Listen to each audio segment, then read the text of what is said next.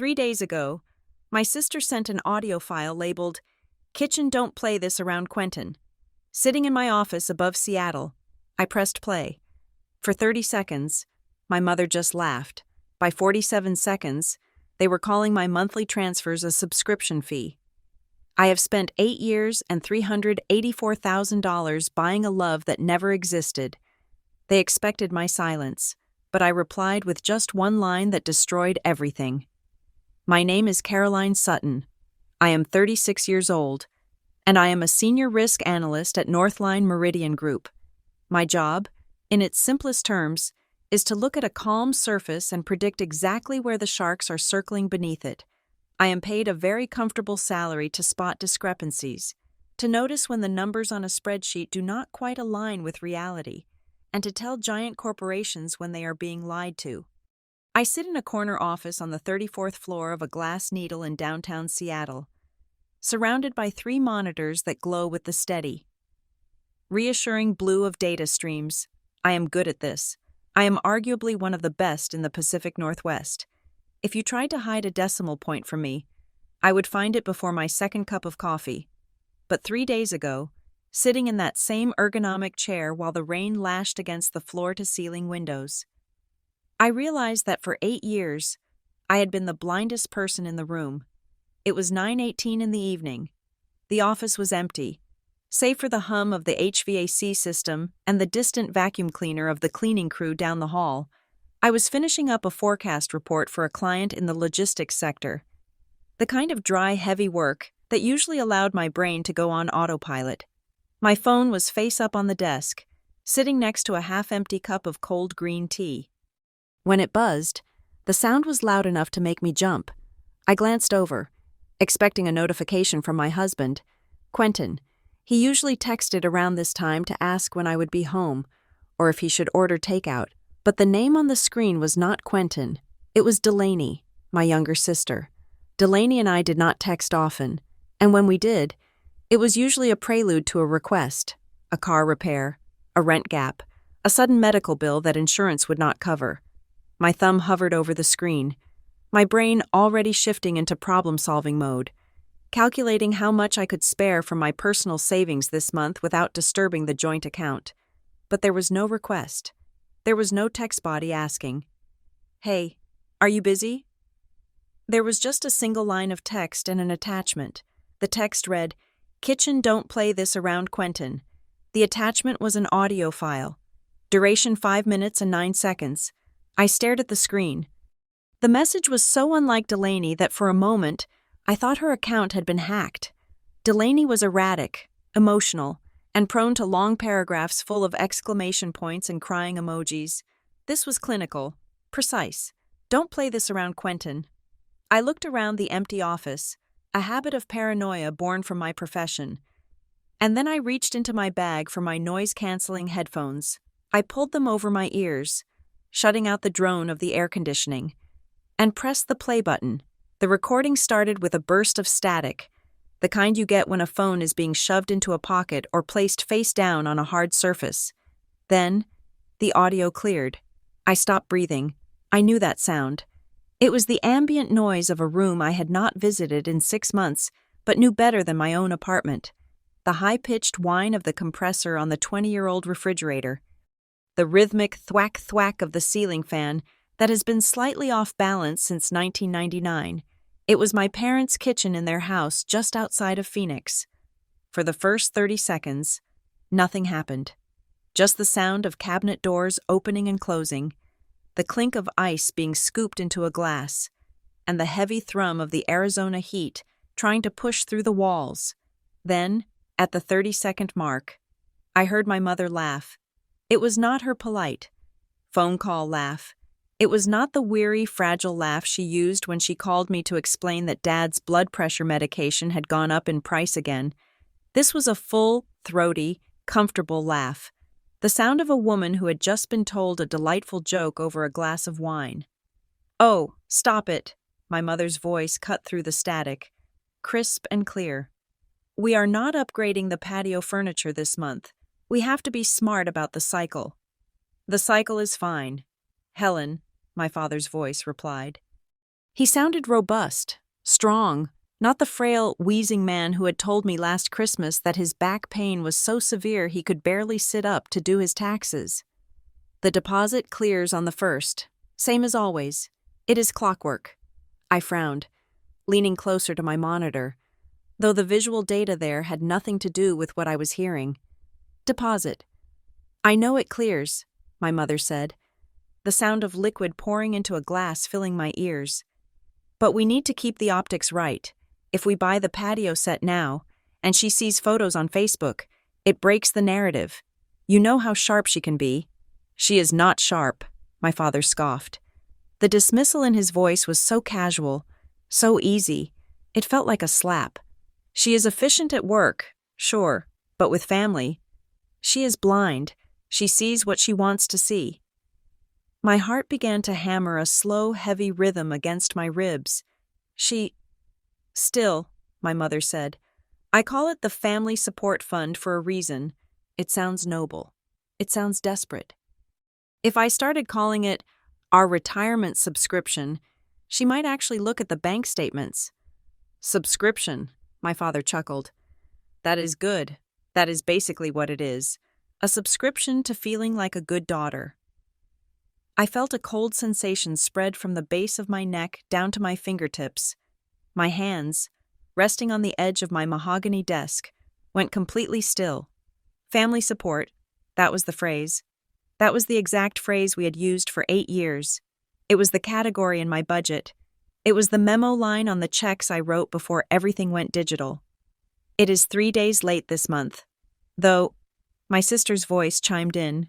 Delaney. She was there too. Did she say why? Some issue with the bank transfer limit, my mother said, sounding annoyed. She texted me apologizing. She was frantic about it. I told her not to worry, that we would eat leftovers, and she immediately sent an extra $500 via Zelle to cover the gap. Laughter again. All 3 of them. I remembered that day. It was last Tuesday. I had been in a meeting with the board of directors. I had stepped out, sweating in my silk blouse, terrified that my parents would not be able to buy groceries because my bank had flagged a transaction. I had sent the extra $500 with a note that said, I am so sorry. Mom, please get something nice for dinner. God, she is so easy, Delaney said. Her voice was muffled, like she was eating something. She thinks it is love. It is literally just a maintenance fee, like paying the HOA. Do not be mean, my father said. But there was no reprimand in his tone, only amusement. It is a transaction. We gave her a childhood.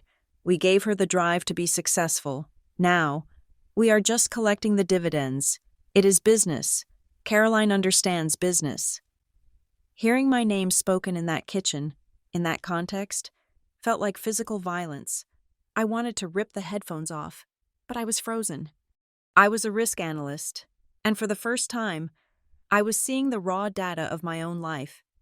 8 years, my mother mused. Do you think she will ever stop? Why would she? My father replied. As long as she believes we need it, she pays. People like Caroline need to be needed. It is her fatal flaw. She needs to save the day. If we suddenly became solvent, she would lose her purpose. We are actually doing her a favor. Doing her a favor by taking $4,000 a month, Delaney snorted. You guys are sick, but hey, as long as I get my cut for the medical expenses, I am good. I stared at the rain streaking the glass of my office window. $4,000 a month. That was the baseline. That did not include the emergencies, the car breakdowns, the sudden dental surgeries, the medical expenses for Delaney's vague, chronic condition that prevented her from holding a full-time job. I sat there, paralyzed, waiting for the recording to end. I wanted it to end. I wanted to go home to Quentin. I wanted to bury my face in my husband's shoulder and tell him that my family was a nest of vipers, that he was the only real thing I had left. But the recording had 18 seconds left. What about Quentin? My mother asked. The tone shifted slightly. It became sharper. He looked suspicious last Thanksgiving. He was asking about the remodel costs. And then came the voice that shattered the last pillar of my reality. It was a man's voice. Deep, calm, familiar. "Do not worry about me," the voice said. "I handled it.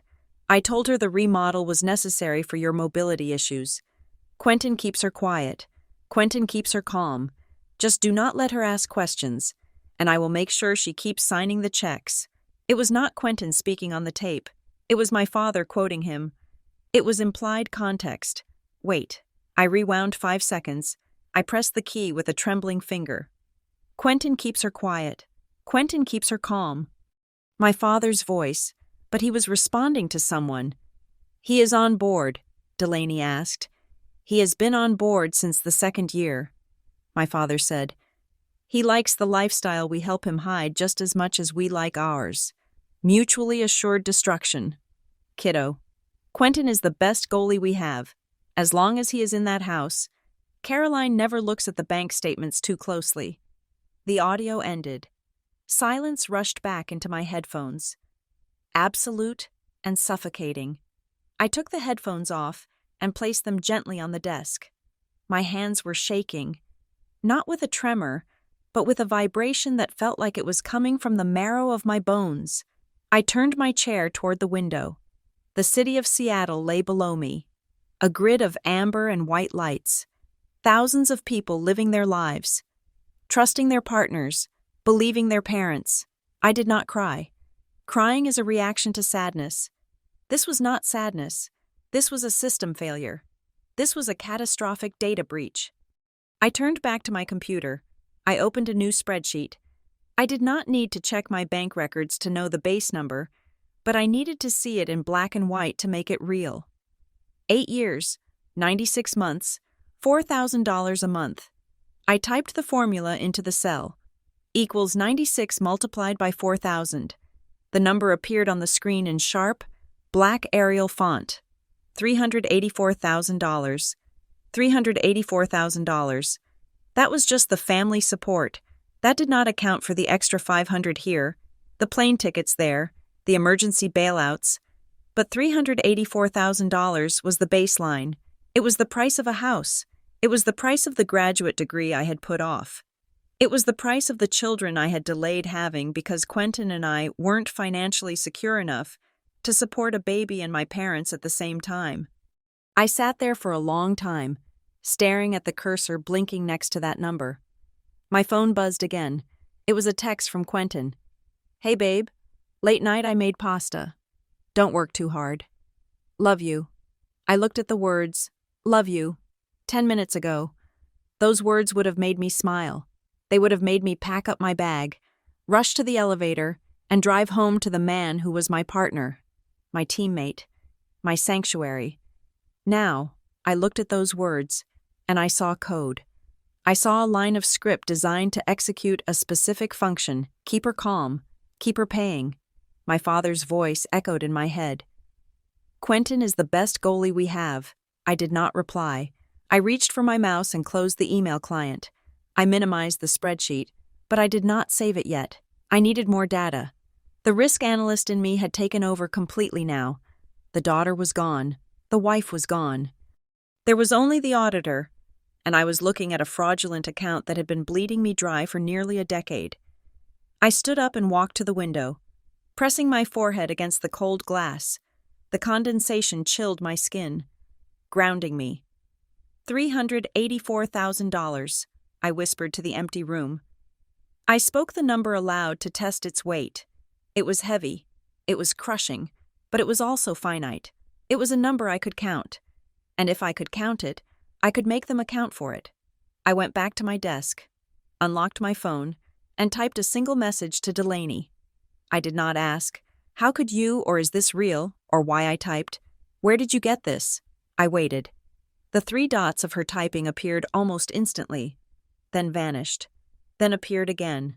Finally, a response came through. I found it on Dad's old cloud drive. He forgot to unlink it from the family iPad. There are more. Caroline. There are so many more. I stared at the phone. My sister, the accomplice, was turning informant. Why now? Was she cut out of the deal? Did she develop a sudden conscience? Or did she just realize the ship was sinking and wanted a lifeboat? It did not matter. I looked at the time, 9:35. I had entered this office this morning as Caroline Sutton, the devoted daughter, the supportive wife, the woman who carried the world on her shoulders because she thought she was strong enough. I was leaving as someone else entirely. I picked up my bag. I did not turn off the lights. I wanted the office to stay bright, a lighthouse in the middle of the storm I was about to walk into. I took the elevator down to the garage, my heels clicking a sharp, military rhythm on the concrete floor. I got into my car, but I did not start the engine immediately. I sat in the dark, gripping the steering wheel until my knuckles turned white. $384,000. I breathed in. I breathed out.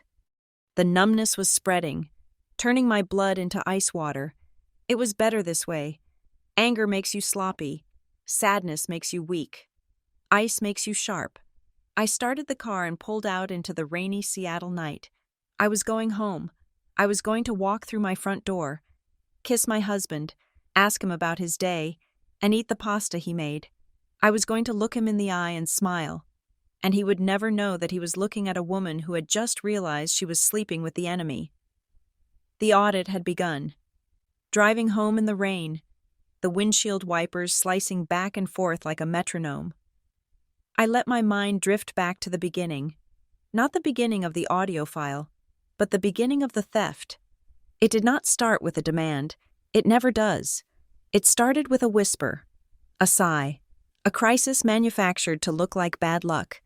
It was 8 years ago, almost to the day. Quentin and I had been married for 3 months.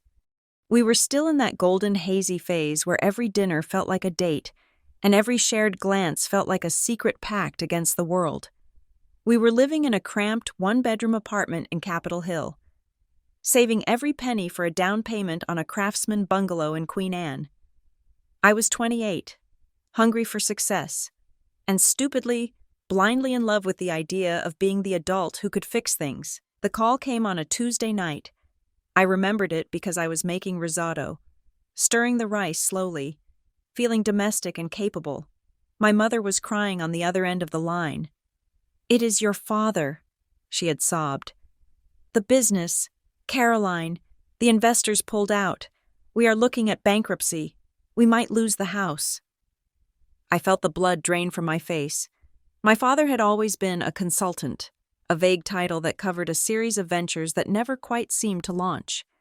But bankruptcy. Losing the childhood home where I had grown up, where Delaney still lived in the guest room. How much I had asked. I was already doing the math in my head. I was already moving funds from my savings to my checking. "We just need a bridge," my mother said, her voice trembling. "Just to keep the lights on and the mortgage paid until the new contract lands. Maybe 3 months, maybe 4. That night, Quentin and I sat at our small kitchen table. I laid it out for him. I told him my parents were drowning. I told him I had to help. Quentin, my brand new husband, took my hand. He looked at me with those soft, brown eyes that I trusted more than my own intuition. "You are a good daughter, Caroline," he said. "Of course we have to help. Family comes first." That was the first payment, $4,000. I sent it with a note for the house. "Love you both." 3 months turned into 6. 6 months turned into a year. The new contract my father was waiting for never materialized. Instead, there were new crises. Dad's sciatica flared up, and he needed expensive physical therapy that insurance would not cover. The roof leaked. The transmission on the family SUV blew out. Delaney, who was 22 then, needed stability while she figured out her career path, which seemed to oscillate between freelance photography and life coaching, neither of which generated a dime of income. The bridge loan calcified into a line item in my monthly budget. I even gave it a name in our joint spreadsheet, family support. It sounded dignified. It sounded like charity. It sounded better than the tax I pay for being related to them. Every month, on the 1st, I transferred $4,000. I remembered the day I tried to stop. It was 3 years in. Quentin and I were looking at a house. It was perfect. A blue colonial with a porch swing and a room that faced east. Perfect for a nursery. We stood in the empty living room, and I could already see our future there. I could see the Christmas tree in the corner. I could see the dog sleeping by the fireplace, but then the mortgage broker ran the numbers. With your current debt-to-income ratio and your monthly outflows, he said, tapping his pen on the paper, you are stretching it tight.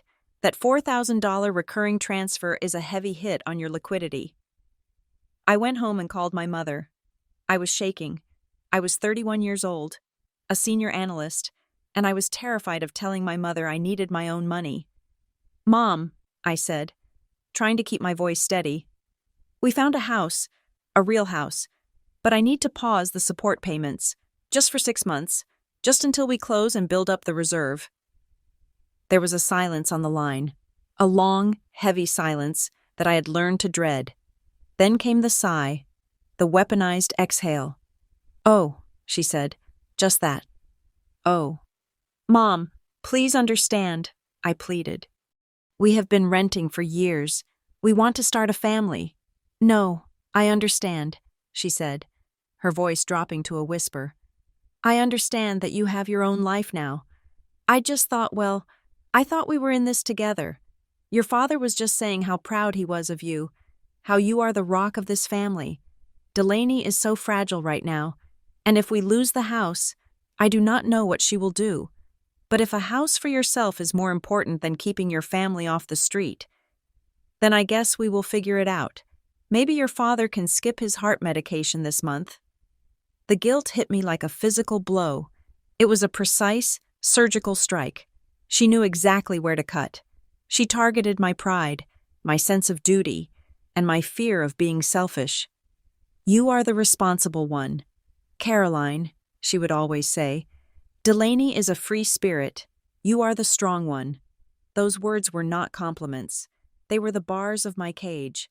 I did not buy the house. I told Quentin we weren't ready. And what did Quentin say? Did he fight for us? Did he fight for the nursery facing east? No. He hugged me. He kissed my forehead. You are doing the right thing, babe, he said. It is hard, I know, but imagine if they lost their home because of us. We could not live with that. We can wait. We have time. We have time. I gripped the steering wheel harder as the rain blurred the lights of the highway. I had bought that lie. I had bought it for 8 years. But there were cracks. There were always cracks. But I had plastered over them with denial, because the alternative admitting that my family was exploiting me was too painful to bear. I remembered a visit to Phoenix 2 years ago. I had flown down for Thanksgiving. The house looked the same, but the details were wrong. My father, the man who supposedly couldn't afford heart medication, was drinking a bottle of scotch that I knew cost $200. A gift, he had said quickly when he saw me looking at the label. From an old client. Then there was the golf. I found a scorecard in the glove compartment of his car. It was from a private club in Scottsdale. Green fees there were upwards of $300 a round.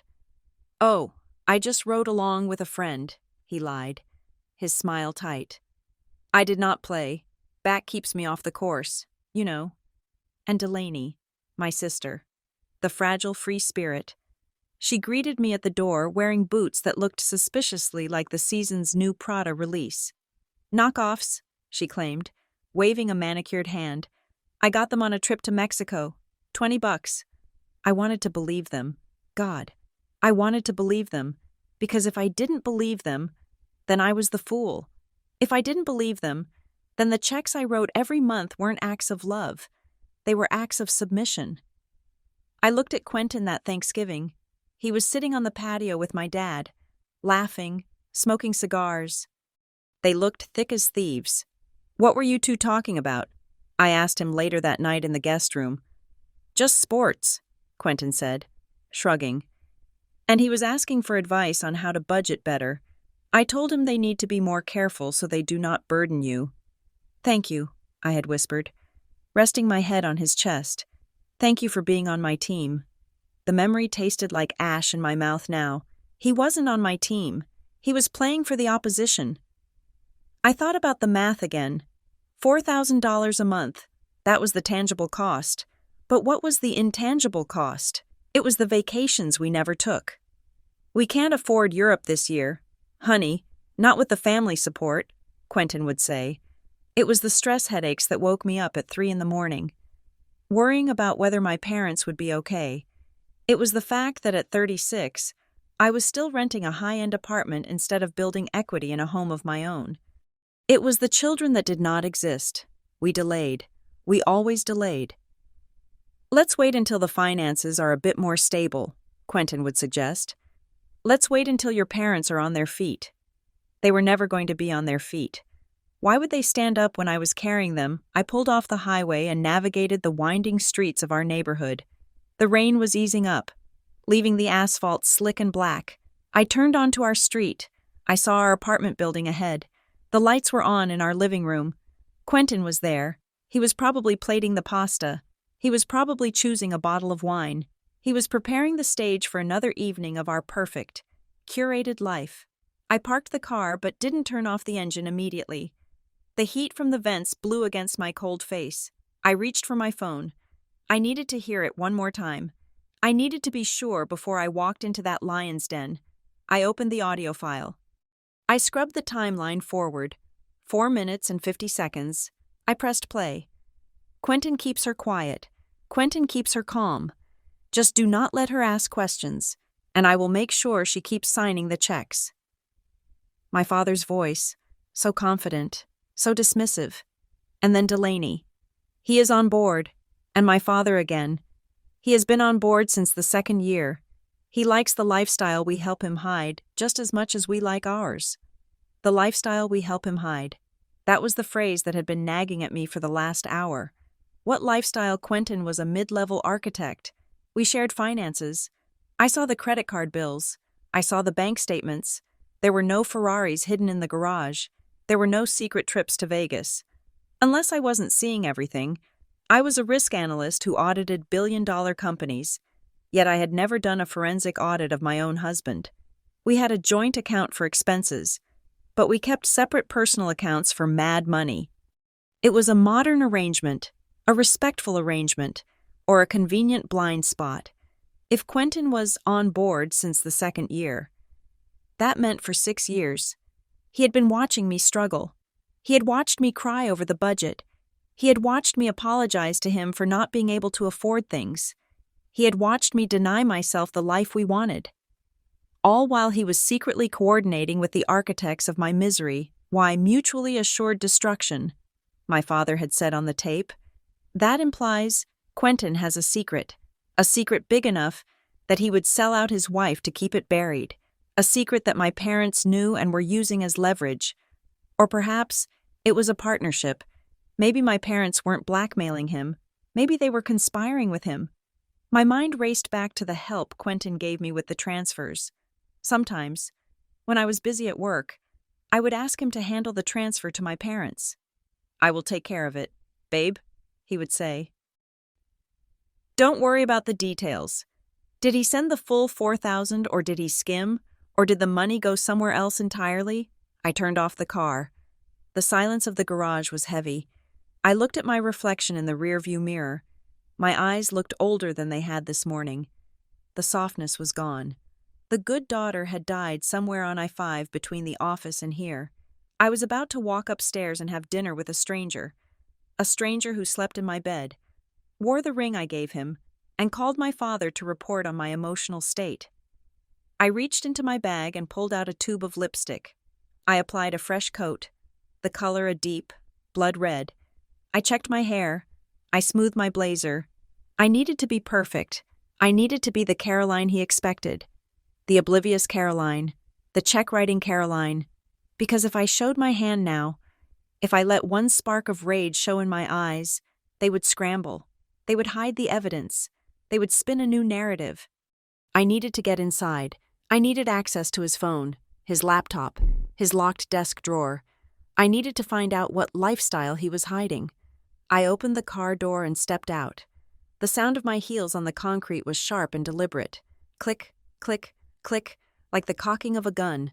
I walked to the elevator. I pressed the button for the 4th floor. Showtime. Caroline, I whispered to the steel doors. The elevator dinged. I stepped out, walked down the hall, and put my key in the lock. I turned the handle and pushed the door open. Honey, Quentin's voice floated from the kitchen, warm and welcoming. Is that you? You are just in time. The pasta is ready.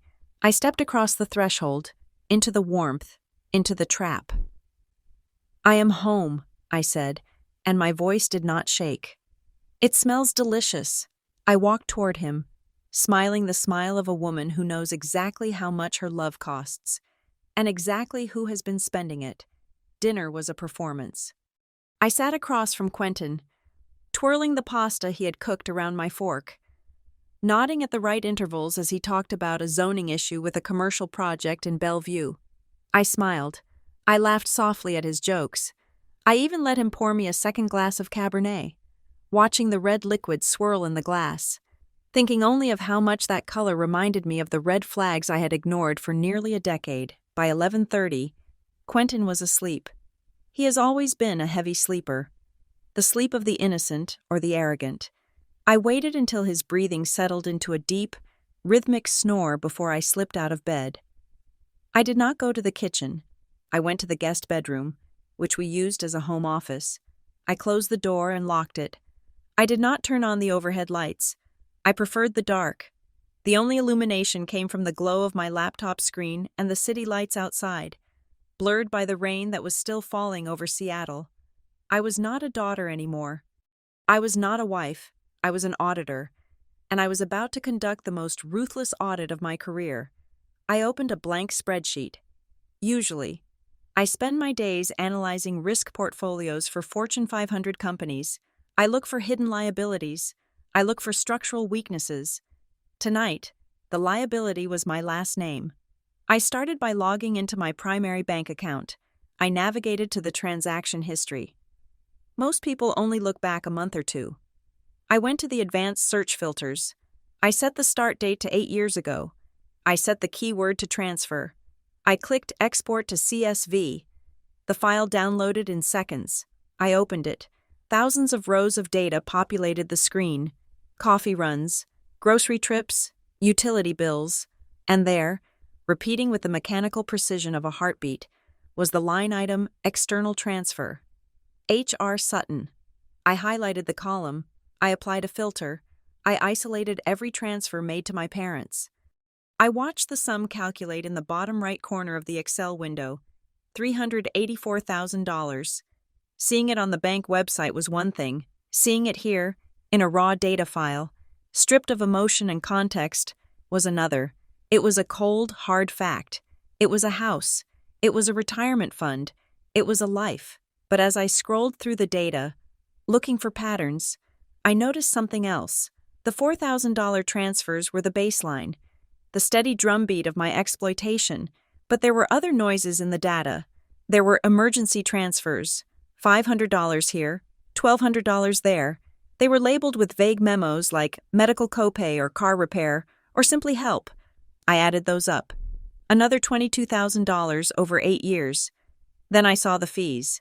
My bank charged a wire transfer fee for expedited service.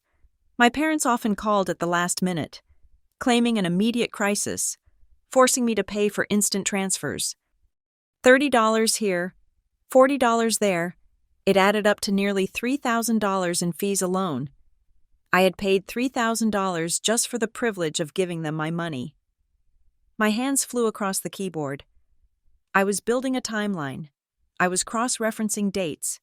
Then I switched to credit cards. Quentin and I shared a main credit card for household expenses. But I had a secondary card, a high-limit travel rewards card that I rarely touched. I kept it for business travel and genuine emergencies.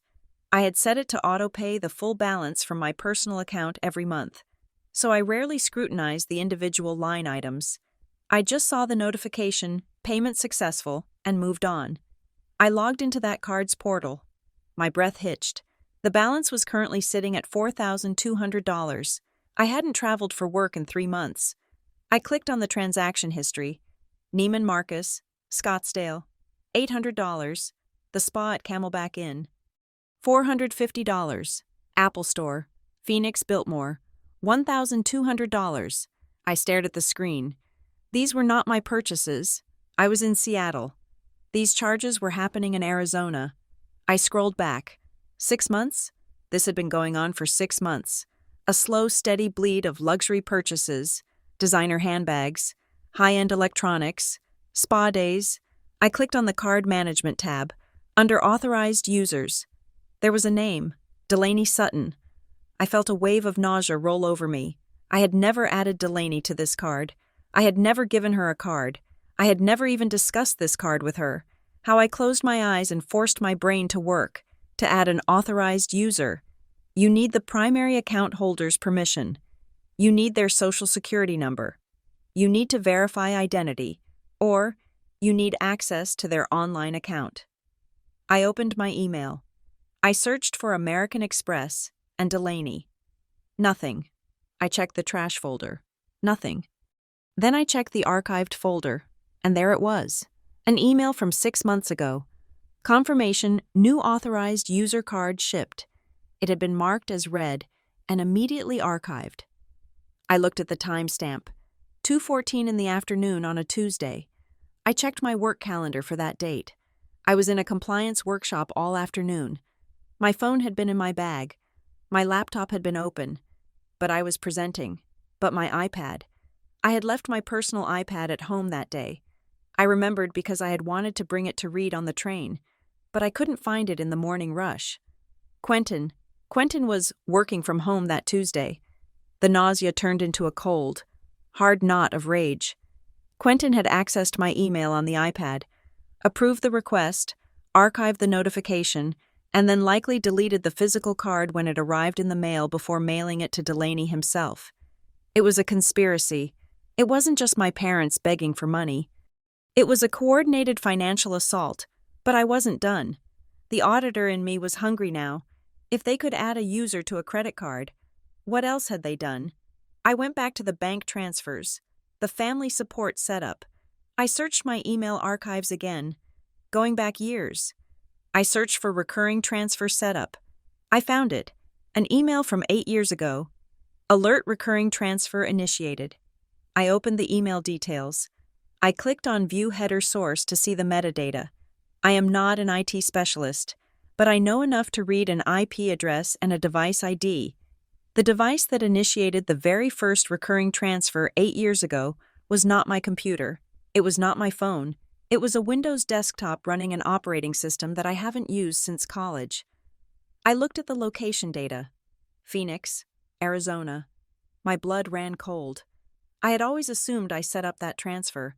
I remembered agreeing to it. I remembered crying on the phone with my mother and saying yes. But I didn't set it up. They did.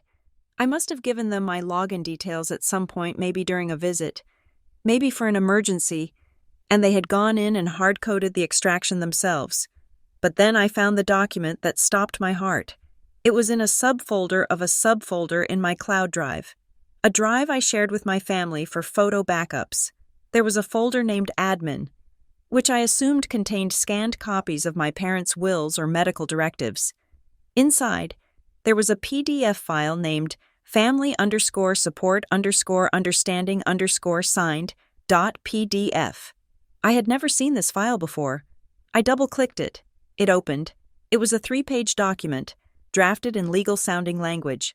Though clearly not written by a lawyer, it outlined an agreement between Caroline Sutton and Helen/Robert Sutton. It stated that the monthly payments were a voluntary gift and non-refundable consideration for familial gratitude. It was nonsense, legal gibberish designed to look official. But at the bottom of the 3rd page, there was a signature, Caroline Sutton. It was a digital signature, a time-stamped, cryptographic mark, signed October 14th, 2019, 10:30 a.m. I stared at the date. October 14th, 2019. I opened a new tab and logged into my airline loyalty account. I searched my flight history on October 14th, 2019. At 10:30 a.m., I was at 30,000 feet over the Atlantic Ocean. I was on a flight from Seattle to London for a risk management conference. The Wi-Fi on that flight had been broken. I remembered it vividly, because I was furious that I couldn't finish a presentation. I could not have signed this document. I physically, technologically, could not have executed this digital signature, which meant someone else did. Someone who had my passwords. Someone who had access to my digital identity. Someone who needed a paper trail to cover their tracks in case I ever tried to sue them for the money back. This wasn't just financial abuse. This wasn't just a toxic family dynamic. This was felony fraud. This was identity theft. This was forgery. They had not just taken my money. They had stolen my name. They had worn my identity like a costume to rob me blind. And Quentin knew. The audio file said he was the goalie. He was the one guarding the net. Making sure I never looked in these folders, never checked these archives. I sat back in the chair. My body was trembling, but my mind was crystal clear. I saved the spreadsheet. I saved the PDF. I took screenshots of the credit card transaction history. I took screenshots of the flight manifest proving I was in the air when the document was signed. I created a new folder on an external hard drive that I kept in my work bag. I named the folder Evidence. I was not going to cry. I was past crying. I was in the cold, calm center of the storm. I picked up my phone. I needed to poke the bear. I needed to see how they reacted when they felt the first vibration of the web they had spun. I opened the text thread with Delaney. I typed, "Where did you get the audio file?" I watched the screen. It was late, past midnight now. But Delaney was a night owl. A minute passed. Then 2. The bubble appeared. I found it on Dad's old laptop. He gave it to me to sell for parts. I was wiping the drive and found a folder called Quentin Updates. Quentin Updates. So there were more. There was a whole archive of my husband reporting to my parents. I typed one more question. "Does he know you found it?" Delaney's reply came instantly. "No, I am scared. Caroline, I think they are planning something bigger. I just sent what I found. I do not want to be in the middle of this anymore." I looked at her words.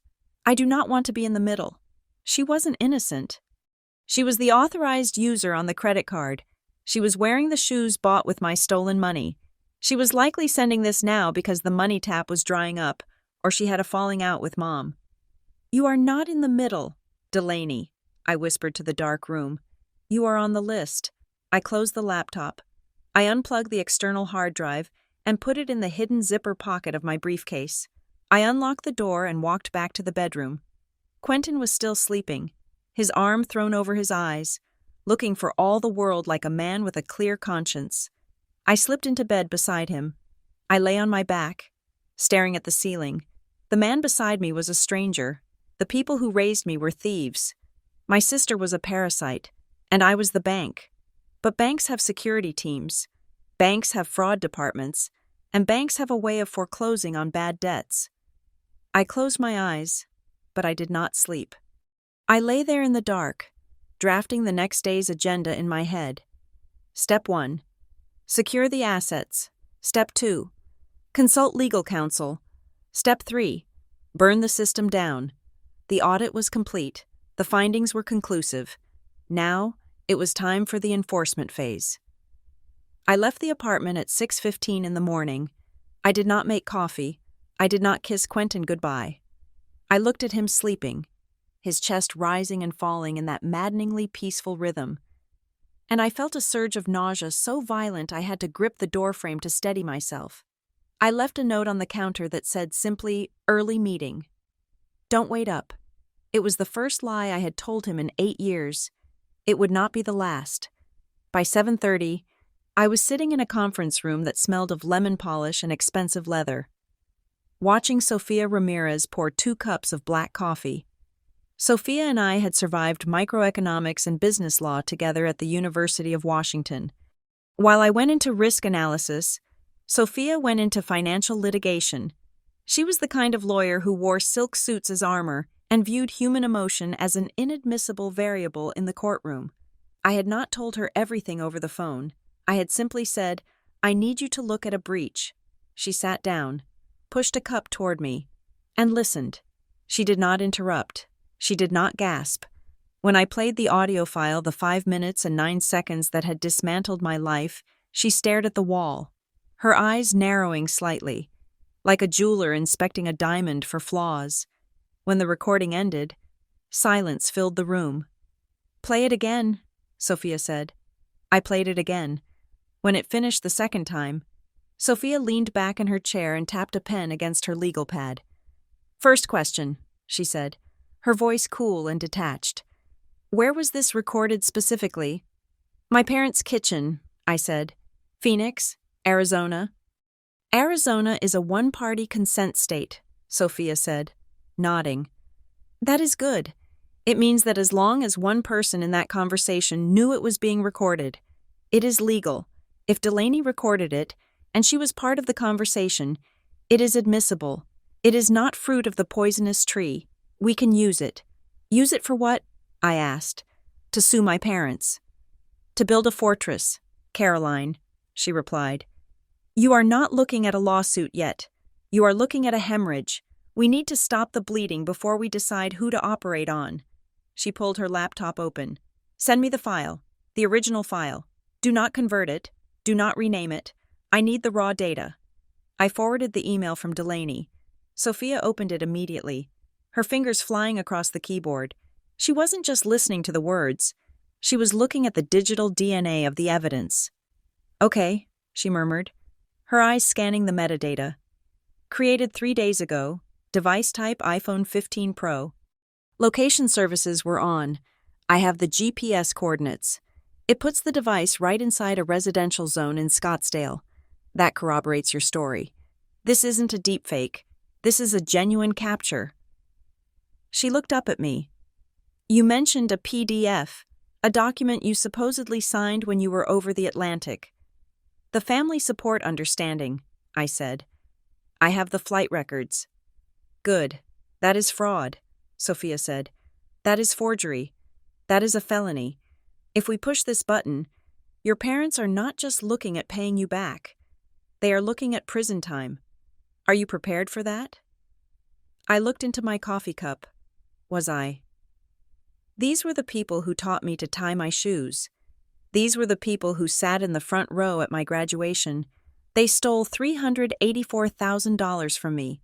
"Sophia," I said, and they laughed about it. "Then we proceed," she said. "But we proceed with surgical precision. Step 1, preservation. I want you to make 3 copies of every single piece of evidence: the audio, the bank statements, the credit card logs, the fake contract. Put 1 copy on a physical hard drive and give it to me. Put 1 on a cloud server that is entirely new username, new password, absolutely no link to your current email addresses, and keep 1 on an encrypted USB drive on your person at all times." "Done," I said. "Step 2, she continued, her voice dropping an octave. "We need to talk about Quentin."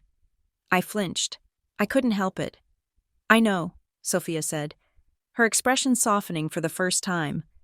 "He is your husband, but in that recording, your father called him the goalie.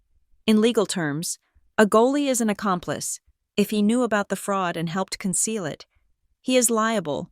If he benefited from the funds, if they kicked back money to him, or if they paid off his debts to keep him quiet, that is conspiracy." "He wouldn't," I stammered. "He is weak, Sophia. He hates conflict." The rain had stopped, but the sky was a bruised purple, heavy and low. I walked to my building, took the elevator up to the 34th floor, and sat at my desk. I turned on my computer. I was no longer Caroline the daughter. I was no longer Caroline the wife. I was work Caroline. I was a machine designed to process data and execute commands.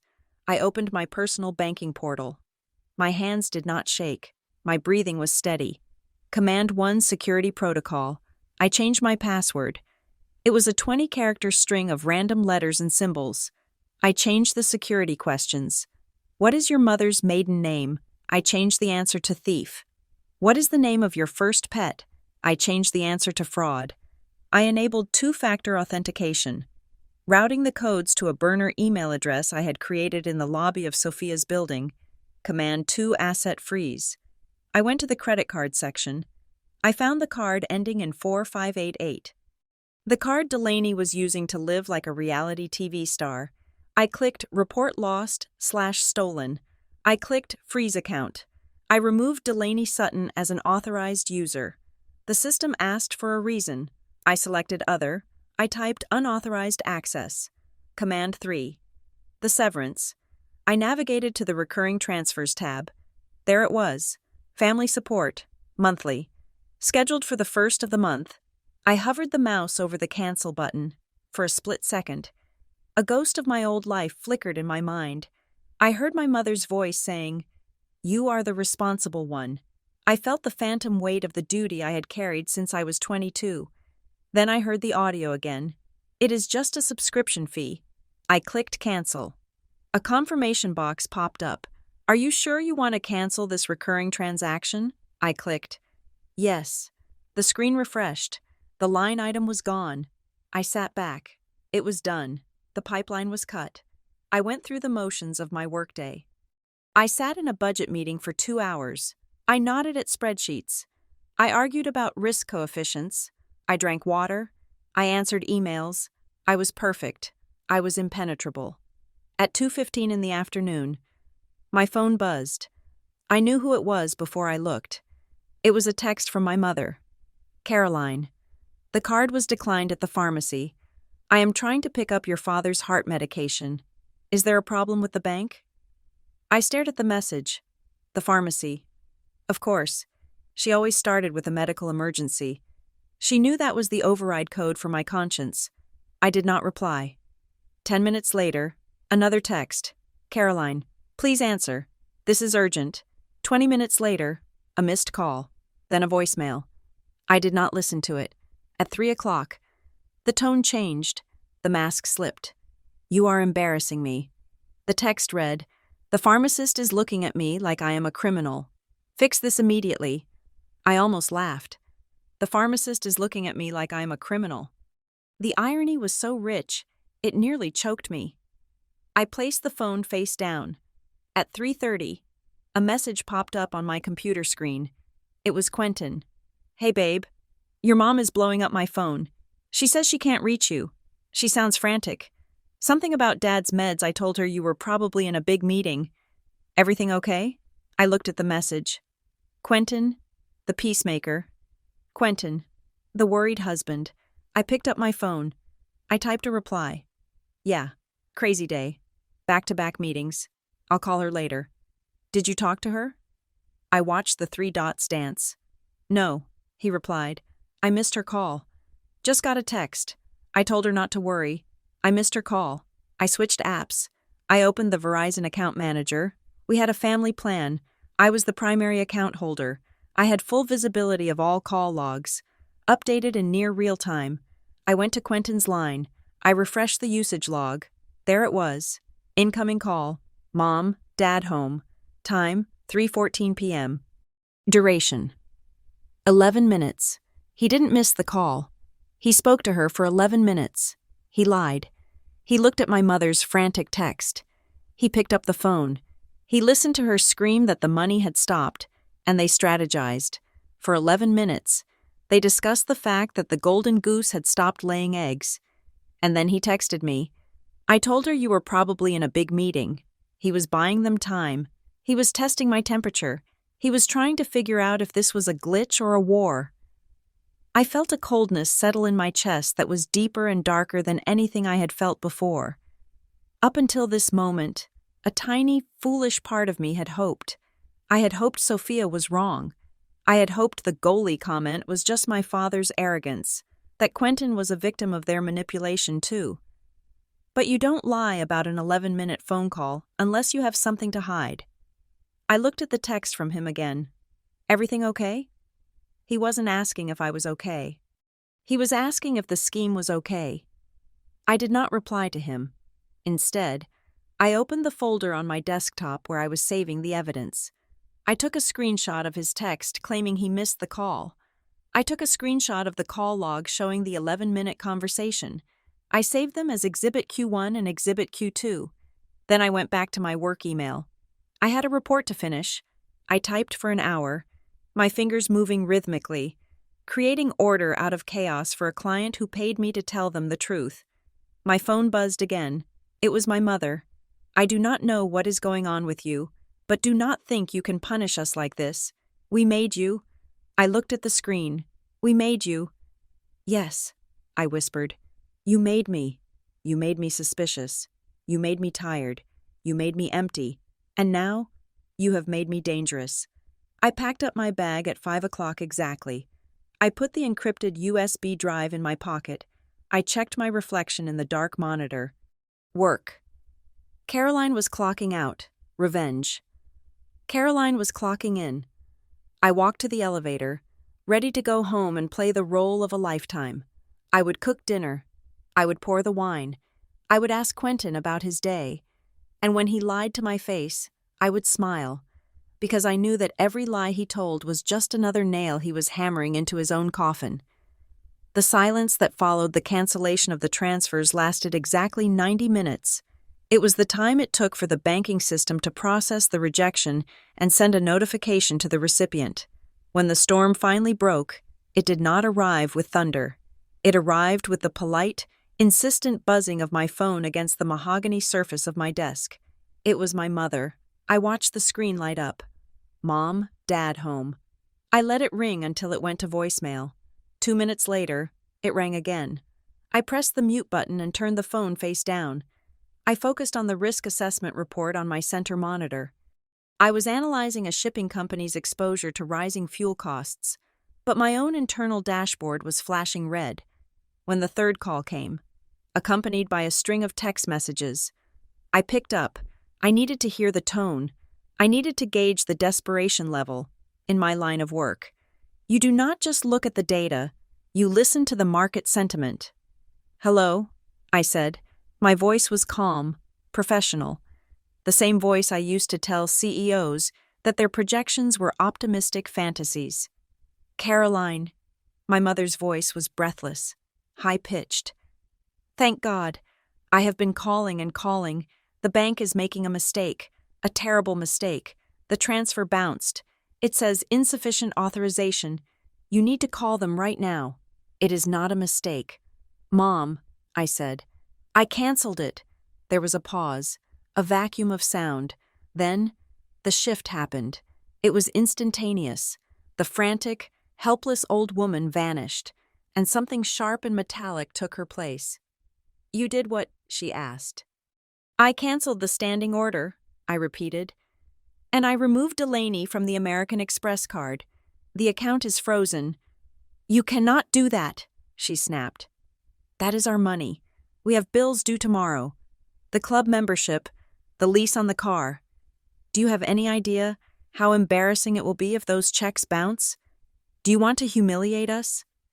"I am looking at the numbers, Mom," I said, staring at the spreadsheet I had printed out. $384,000 over 8 years. You have had enough." "Enough!" Her voice rose to a shriek. "You ungrateful little brat.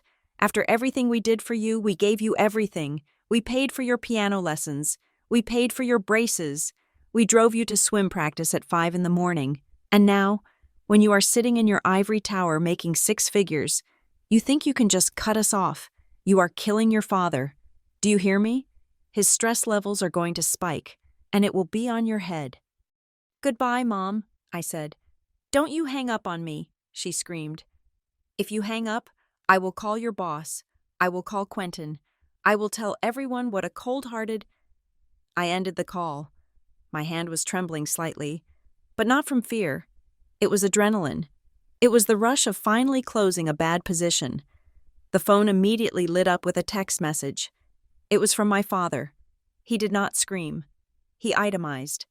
"Caroline, I am disappointed." I sat down and did some math of my own. "Do you know how much it cost to raise you from birth to 18? The food, the clothes, the shelter, the education. It was an investment. We invested in you so you could support the family when it was our turn to rest. We sacrificed our retirement for your future. This is not charity.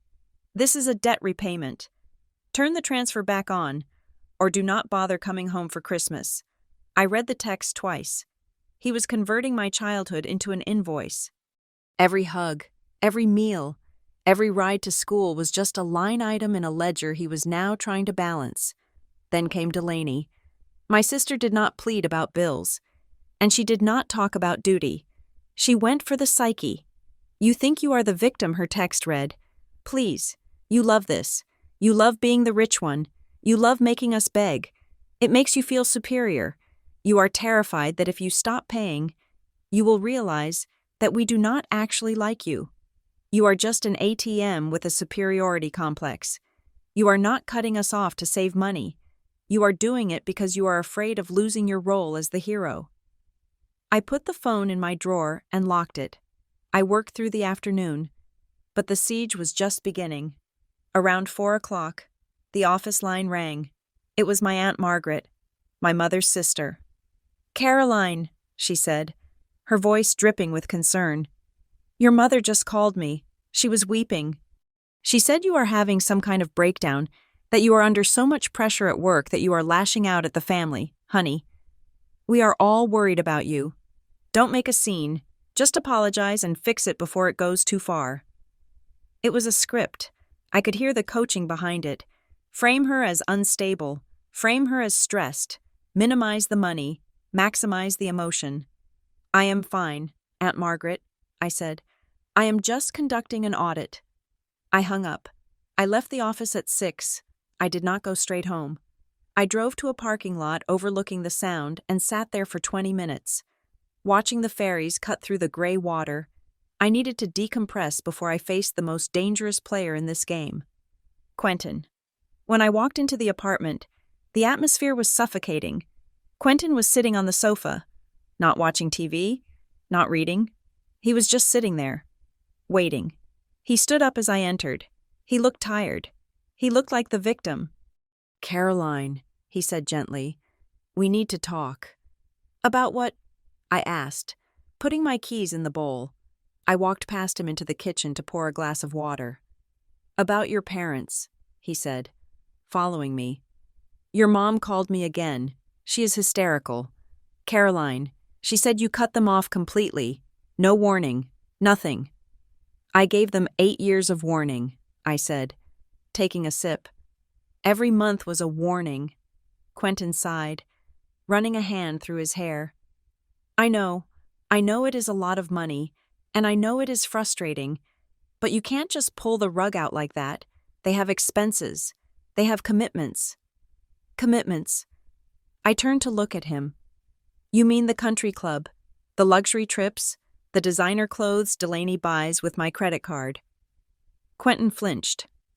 Okay, so maybe they spend a little recklessly, but they are your parents. They are old. They can't just go out and get jobs. He stepped closer. Reaching for my hand, I let him take it. His skin felt clammy. Babe, he said, his voice dropping to that persuasive, reasonable tone he used when he wanted me to compromise on a vacation destination. Let's just sit down with them. We can negotiate a lower amount, maybe $2,000 a month, but do not humiliate them. If checks start bouncing, if they lose face in their community, it destroys people. We don't want to be the reason they are humiliated in front of their friends. I looked at him. We don't want to be the reason they are humiliated. That was it. That was the tell. He wasn't worried about their survival. He was worried about their reputation, and by extension, his own standing with them. I will think about it, I lied. I am just tired. Quentin, I need to shower. He squeezed my hand. Okay, take a shower. I will order Thai food. We can figure this out. We are a team. I walked into the bathroom and locked the door. I turned on the shower to create a noise barrier. Then I sat on the closed toilet lid and pulled out my tablet. I had been digging into my parents' finances, but I had not looked closely enough at ours. Specifically, at the cracks in the joint account that Quentin managed.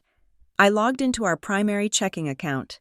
I searched for transfers initiated by Quentin.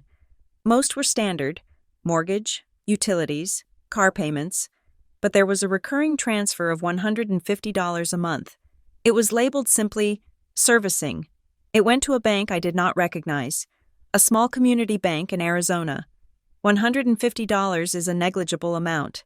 It is a nice dinner. It is a week of groceries. It flies under the radar.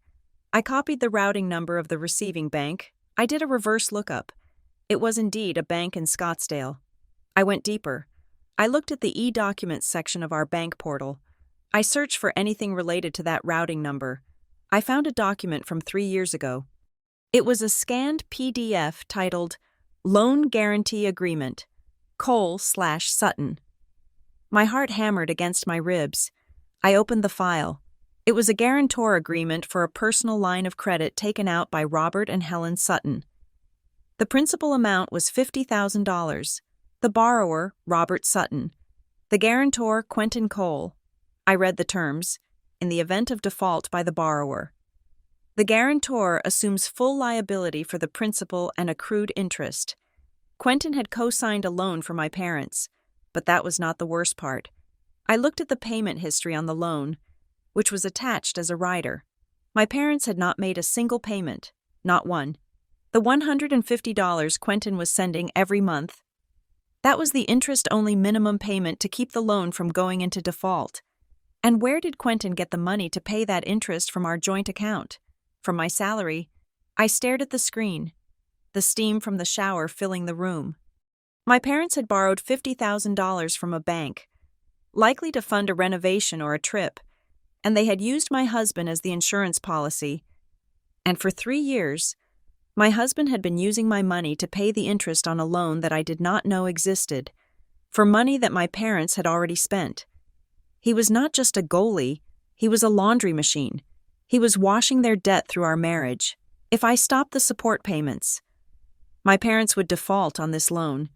If they defaulted, the bank would come after Quentin. If they came after Quentin, they came after our assets, our car, our savings. That was why he was terrified. That was why he wanted me to negotiate. He wasn't trying to save their dignity. He was trying to save his own credit score. He was trying to prevent me from finding out that he had legally tethered our financial future to their sinking ship. I took a screenshot of the document. I took a screenshot of the transfer history. I uploaded them to the encrypted cloud folder. I turned off the shower. I stood up and looked in the mirror. I looked calm. I looked clean. I did not scream. I did not throw the tablet against the wall. The time for emotion had passed. This was no longer a family dispute. This was a hostile takeover, and I had just found the leverage I needed to force a liquidation. I wrapped a towel around my hair and walked out into the bedroom. Quentin was sitting on the bed, scrolling on his phone. He looked up and smiled. "Feeling better?" he asked. "Much better," I said. "I think you are right. Quentin, we should have a sit-down. But not just us. We need to do it properly. We need to get everything out in the open." "That is great, babe," he said, visibly relaxing. "I knew you would see reason. I will call them and set it up. Maybe next weekend." "Sure," I said. "Next weekend sounds perfect." I walked to the closet to get my pajamas. Next weekend? I thought, next weekend, I would burn the house down, and I would make sure he was standing in the center of the flames. The invitation arrived in my inbox on a Tuesday morning, nestled between a calendar invite for a quarterly compliance review and a promotional email for office supplies. It was a digital flyer, heavy on gold script and high-resolution stock photos of champagne flutes. The Sutton Family Foundation invites you to a night of gratitude. Location: the Silverleaf Resort, Scottsdale, Arizona, benefiting the local arts initiative. Gold sponsor, Caroline Sutton. I stared at the screen. Gold sponsor. I had not donated a dime to this event. I did not even know the Sutton Family Foundation existed until this moment. My parents had created a shell entity, slapped our last name on it, and were throwing a party to celebrate their own benevolence. And by listing me as the gold sponsor, they were doing 2 things. First, they were publicly claiming ownership of my financial success. Second, they were setting a trap. If I did not show up, or if I denied the sponsorship, I would be the villain who publicly humiliated a charitable cause. I printed the invitation. The paper felt warm coming out of the machine. I picked up my phone and called Sophia. "They are escalating," I said when she answered. I see it, Sophia replied. She was already looking at the event page online. They have listed you on the website too. Caroline Sutton, Senior Risk Analyst, Gold Sponsor. They are leveraging your professional title to validate their social standing. I am not going, I said. I am going to send a cease and desist. No, Sophia said. Her voice was sharp, cutting through my instinctive retreat. You are going, and you are going to take the center stage they built for you. Why? I asked. Why would I walk into that? Because a courtroom is sterile. Caroline, Sophia said. In a courtroom, they can cry. They can claim elder abuse. They can play the confused grandparents. But a gala is a performance. If you want to break their hold on you, you do not just need a legal victory. You need to shatter the narrative. You need witnesses. You need to dismantle the good daughter myth in front of the very audience they curated to applaud it. I looked at the gold script on the paper. Night of Gratitude. Okay, I said. I will go, but I'm not going as a sponsor. No, Sophia agreed. You are going as the auditor. The preparation for the weekend felt less like packing for a trip and more like planning a tactical extraction. I did not buy a new dress. I went to my closet and pulled out a black silk gown I had worn to a company awards dinner 3 years ago. It was severe, elegant, and sharp. It was not a dress for a party. It was a dress for a funeral. I spent Wednesday night assembling the dossier. I bought a red leather portfolio from a stationery store downtown. The color was deliberate. Red for debt, red for danger, red for the ink they had used to write the story of my life. Inside the red folder, I placed the documents in a specific order. Page 1, the spreadsheet, the summary of 8 years of transfers, $384,000. The font was large, legible from a distance. Page 2, the family support understanding with the forged digital signature, stapled to the flight manifest proving I was 30,000 feet in the air when I supposedly signed it.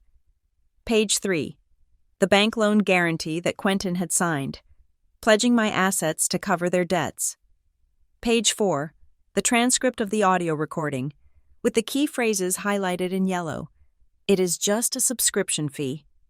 Quentin keeps her quiet. I held the folder in my hands. It weighed less than a pound, but it carried the weight of my entire adult life. On Thursday, I walked into the office of Nina Hart. Nina was the director of internal audit at my firm. She was a woman who could look at a tax return and tell you if the filer was having an affair. We were not close friends. We did not go to happy hour. We did not share secrets, but we shared a mutual respect for the truth. I closed the door and sat down. I have a strange request, I said. Nina looked up from her monitors, pushing her glasses up her nose. Does it involve a subpoena? Not yet, I said.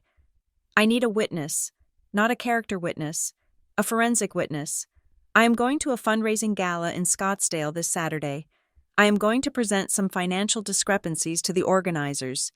I need someone there who is not family, who is not emotionally compromised, and who can attest to the timeline of events if this goes to litigation.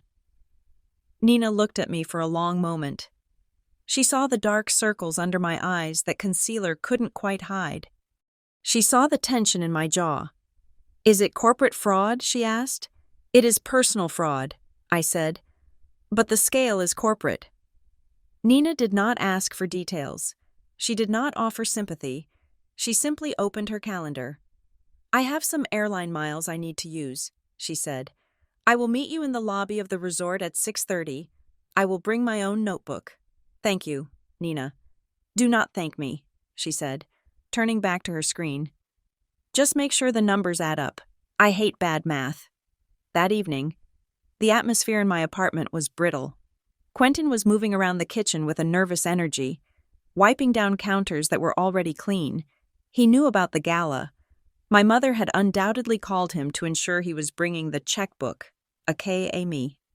So, he said, trying to sound casual as he poured wine. Your mom mentioned the event on Saturday. It sounds like a big deal. They are really proud of you. Caroline, gold sponsor. That is impressive. I looked at him. He was wearing a soft blue sweater, looking every inch the supportive husband. It was terrified me how good he was at this, how natural the lie looked on his face. It is a lot of money. Quentin, I said, testing him. I never agreed to be a sponsor. I know, he said quickly. But think of it as an olive branch. They are trying to honor you. If we go down there, make an appearance, smile for the cameras, maybe it resets the dynamic. We can have that conversation about the budget on Sunday, after the party, when everyone is in a good mood.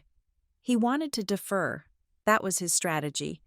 Keep her calm, keep her quiet, get her through the door, get her to sign the check or smile for the donors, and then deal with the fallout later. I am going, I said. Quentin exhaled, his shoulders dropping 2 inches. Great, that is great. Babe, I will book the flights. We can make a weekend of it, maybe get a couples massage on Sunday. You can come, I said, but I am flying separately. I have to go early to meet a colleague. A colleague, he frowned. Who? Nina Hart, from Audit. She happens to be in Phoenix for a conference. I invited her. Quentin's eyes flickered. He knew who Nina was. Everyone at the firm knew Nina. She was the woman who had caught the VP of sales embezzling through a shell company in the Cayman Islands. Is that appropriate? Quentin asked, bringing a work person to a family event. She loves charity, I said, keeping my face blank. And she loves seeing where I come from. I could see the wheels turning in his head. He was calculating the risk, but he couldn't say no without looking suspicious. He couldn't demand I uninvite her. Okay, he said slowly. If you think it is a good idea, I will just meet you there. I will bring my tuxedo. Yes, I said. Wear the tuxedo. It is going to be a formal night. Friday morning. I made one last call. It was not to a lawyer or a banker. It was to Dr. Elena Rostova, a therapist I had seen years ago when I was dealing with burnout. I need an appointment, I said. Monday morning, 9 a.m. Is it an emergency? The receptionist asked. No, I said, but it will be the aftermath of one. I am about to blow up my life, and I need someone to help me sort through the rubble when I get back. I booked the session. This was crucial. I needed to remind myself that there was a Monday. There was a life after the gala. I was not going on a suicide mission. I was going on a demolition mission, and I intended to walk out of the dust. Friday afternoon, sitting in the airport lounge, I opened the final piece of the puzzle. Sophia had sent me the venue contract for the Silverleaf Resort. She had pulled it through a contact in the hospitality industry. A favor for a favor. I scanned the PDF on my tablet. Event, the Sutton Family Legacy Gala. Host Robert and Helen Sutton. Estimated guest count 150. Total estimated cost $62,000. My eyes scanned down to the payment terms. A deposit of $5,000 had been paid. The balance was due at the conclusion of the event, and there, in the fine print of the liability clause, was my name, authorized guarantor Caroline Sutton. It was not a signature this time. It was a listing. My mother had listed me as the financial point of contact and provided my corporate credit card number, the one I had used to book a flight for them 2 years ago. They had kept the number. The clause stated, in the event that the host fails to settle the final invoice within 24 hours, the authorized guarantor agrees to assume full liability for all charges, including cancellation fees if the event is terminated early. I sat back in the leather chair, the noise of the airport fading into a dull roar. It was a soft trap. If I didn't go, the event would happen anyway. They would run up the bill, pop the champagne, and when the bill came, they would shrug and say, charge it to the gold sponsor. My card would be hit for $57,000. If I called the venue now and canceled the card, the event would be canceled. My parents would spin the story, our cruel daughter ruined the charity gala. We had to send the orphans home because she pulled the funding at the last minute. I would be the monster. They had checkmated me, or so they thought. They assumed I had two choices: pay the bill and smile, or cancel the bill and be the villain. But they had forgotten the third option. I could go. I could let the event happen. I could let them eat the appetizers and drink the wine, and then, before the check arrived, I could ensure that every single person in that room knew exactly whose money was paying for the shrimp cocktail. I wasn't going to cancel the event. I was going to hijack it. I texted Sophia. I found the guarantor clause. They used my corporate card info. Sophia replied instantly. Do not cancel it yet. If you cancel now, you lose the stage. Let the liability stand for 48 hours. We will contest the charge as fraud on Monday with the police report you are going to file. But for tonight, let it ride. It is the price of admission. Price of admission. I thought, $57,000 to buy a microphone. It was steep, but compared to $384,000, it was a bargain. I boarded the plane. I sat in seat 4A, looking out the window as the engines roared to life. I thought about my parents. I thought about the kitchen in Phoenix. I thought about the subscription fee. They expected Caroline the daughter, the one who apologized for being late with the transfer, the one who craved their approval like a drug. They did not know that Caroline the daughter had died in a high-rise office in Seattle 3 days ago. The woman on this plane was someone else. She was the one who signed off on layoffs when a division was failing. She was the one who told CEOs that their business model was unsustainable. She was the one who looked at a rotting structure and ordered the demolition. I closed my eyes and visualized the red folder in my carry-on. I visualized Nina Hart waiting in the lobby with her notepad. I visualized Quentin in his tuxedo, smiling his traitorous smile. Ladies and gentlemen, the pilot's voice crackled over the intercom. We are cleared for departure to Phoenix. Let's go, I whispered. I was not going to Scottsdale to attend a party. I was going to serve a warrant, and I was going to make sure the flashbulbs caught every second of the execution. The Silverleaf Resort ballroom smelled of expensive lilies and impending disaster. It was a beautiful room, the kind designed to make people feel generous and important. Crystal chandeliers dripped from the ceiling like frozen tears, casting a warm, flattering glow over the round tables draped in heavy gold satin. A string quartet was playing a sanitized version of a pop song in the corner, providing a polite soundtrack to the murmur of 150 wealthy guests. I stood at the entrance, clutching my red leather portfolio against my side. Beside me, Nina Hart adjusted her glasses, her eyes scanning the room not with wonder, but with the cold precision of a hawk spotting field mice. Nice venue, Nina murmured, her voice low enough that only I could hear. At $600 a plate, I expect the bankruptcy filing to be printed on parchment. It is a theater, Nina, I said, and we have front row seats. I walked in. I was wearing the black silk dress that felt like armor. My hair was pulled back tight. I wore no jewelry except my wedding band, a ring that felt heavier with every step I took toward the head table. The room was decorated with banners: the Sutton family legacy, generosity, integrity, community. The irony was so thick, I could taste it on my tongue like copper. My mother saw me first. She was holding a champagne flute, surrounded by a cluster of women in pastel gowns. She looked radiant. She looked rich. She did not look like a woman who needed her daughter to pay for her groceries. She excused herself from the group and glided toward me. Her smile was fixed, a porcelain mask that didn't reach her eyes.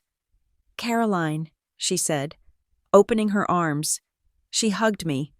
It was a performance hug, meant for the audience, not the recipient. Her body was stiff, and as she pressed her cheek against mine, her grip on my shoulders tightened painfully.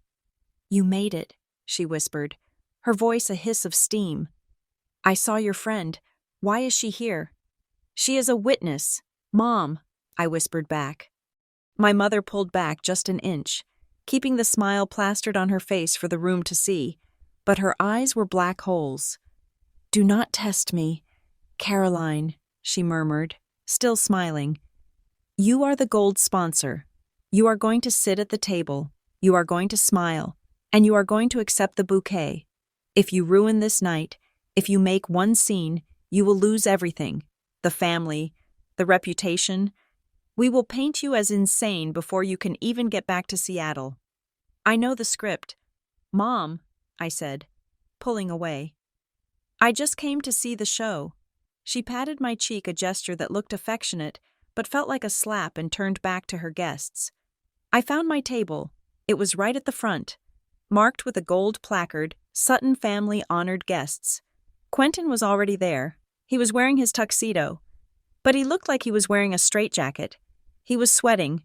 He kept adjusting his cufflinks, touching his tie, checking his phone.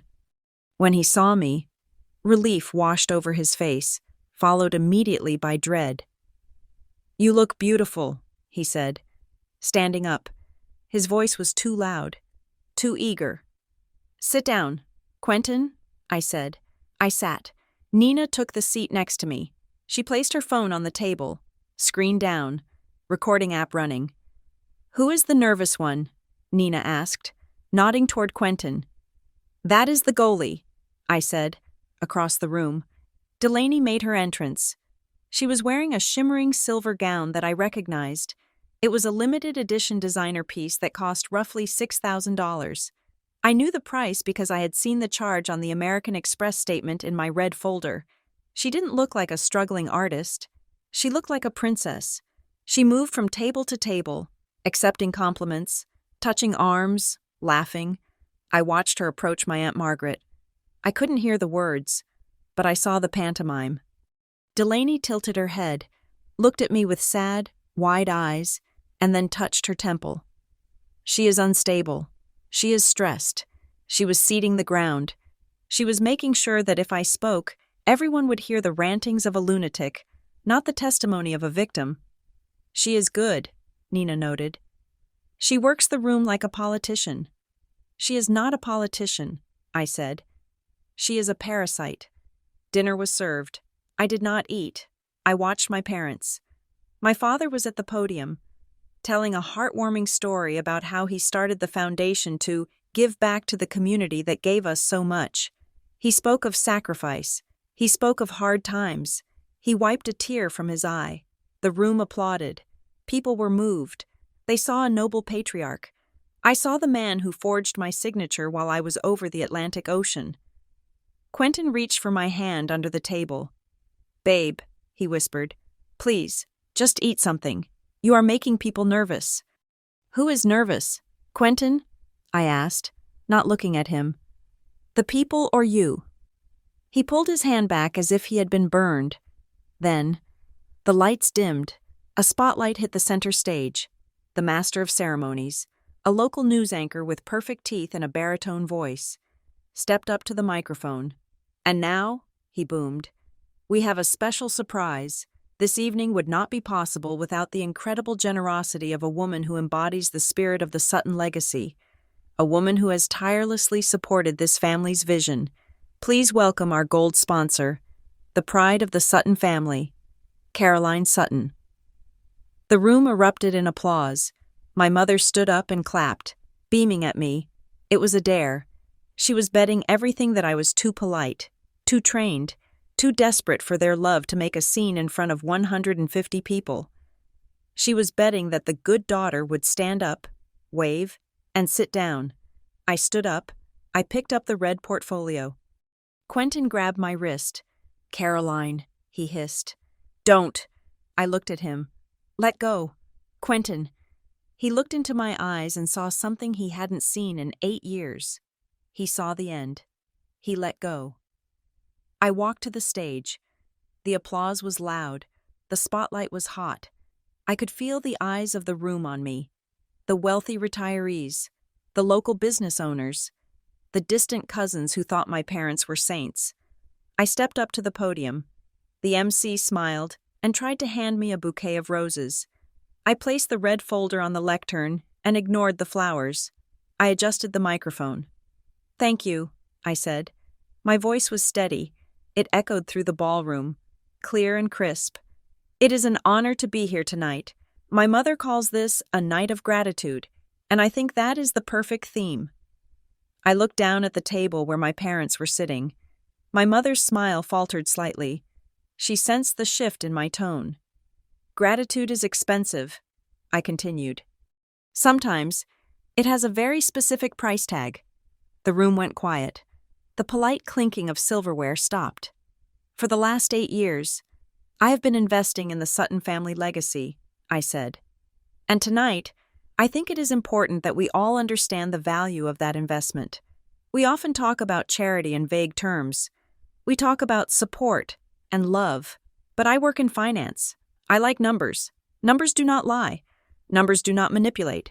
Numbers do not tell you they love you just to get a wire transfer. My father started to stand up. I saw him motion to the MC to cut the mic. I leaned in closer. $384,000, I said. The number hung in the air. That is the principal amount, I said.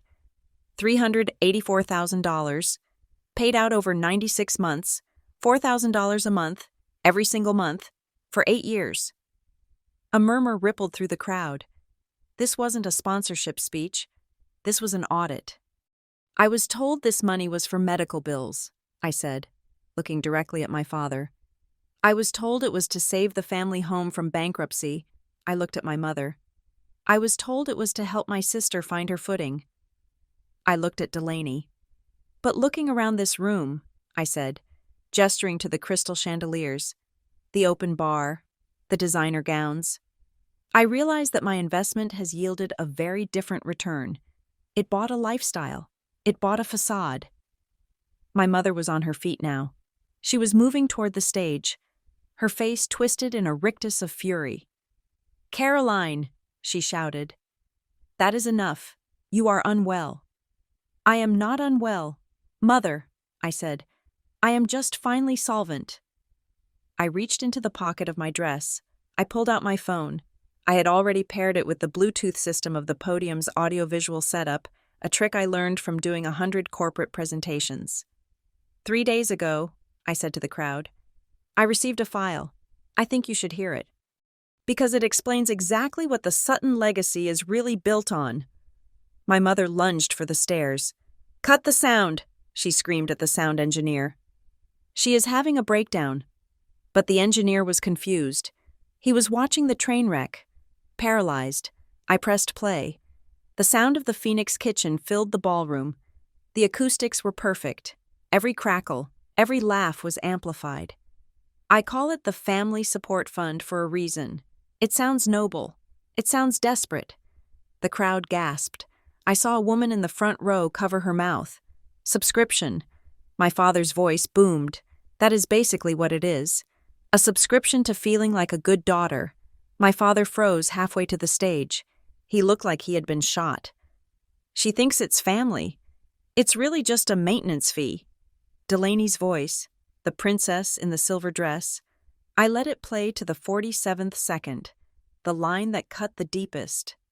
"We love her money. As long as she believes we need it, she pays." I hit pause. The silence in the room was absolute. It was a vacuum, the kind of silence that happens after a bomb goes off, before the screaming starts. My mother was standing at the base of the stage, her hand reaching for my ankle, her face a mask of pure, unadulterated hatred. "You bitch," she hissed, loud enough for the first 3 tables to hear. "You ungrateful, spiteful little—" She scrambled up the stairs, reaching for the microphone, but before she could grab it, a silver flash moved across the stage. It was Delaney. Delaney didn't grab me. She didn't grab the folder. She grabbed the microphone stand and yanked it back, putting herself between me and our mother. "Wait," Delaney shouted. Her voice cracked. She wasn't acting now. She was panicking. She saw the ship sinking, and she was making a split-second calculation. The room watched, stunned. Was she defending her mother? Was she attacking me? Delaney looked at the crowd, her chest heaving. Then she looked at me, her eyes wide with a manic desperation. "You can't play that," Delaney screamed, pointing a trembling finger at me. "You can't act like you didn't know you signed the papers." I frowned. "What?" Delaney turned to the crowd, tears streaming down her face. Real tears this time, tears of a rat trapped in a corner. "She is lying," Delaney yelled. "She says we stole it. She signed the agreement. She signed the guarantor contract. I saw the signature." My mother stopped. She looked at Delaney, confused. This wasn't the plan. "Delaney, shut up," my father hissed from the floor, but Delaney was spiraling. She turned to me, the microphone still clutched in her hand. "You can't say it is fraud. Caroline," she shrieked. "Didn't you say you signed it? Didn't Quentin tell us you signed it?" The name hung in the air like a second bomb. Quentin. Delaney froze. She realized what she had just said. She realized she had just pulled the pin on the last grenade. "He brought us the papers!" Delaney yelled, her voice rising to a hysterical pitch. "He said you signed them. He said he watched you sign them." Slowly, terrifyingly, the collective gaze of 150 people shifted. They looked away from me. They looked away from my mother.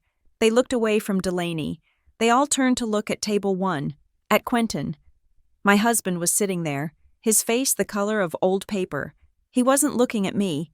He wasn't looking at the crowd. He was staring at the tablecloth, his hands gripping the edge of the table so hard his knuckles were white.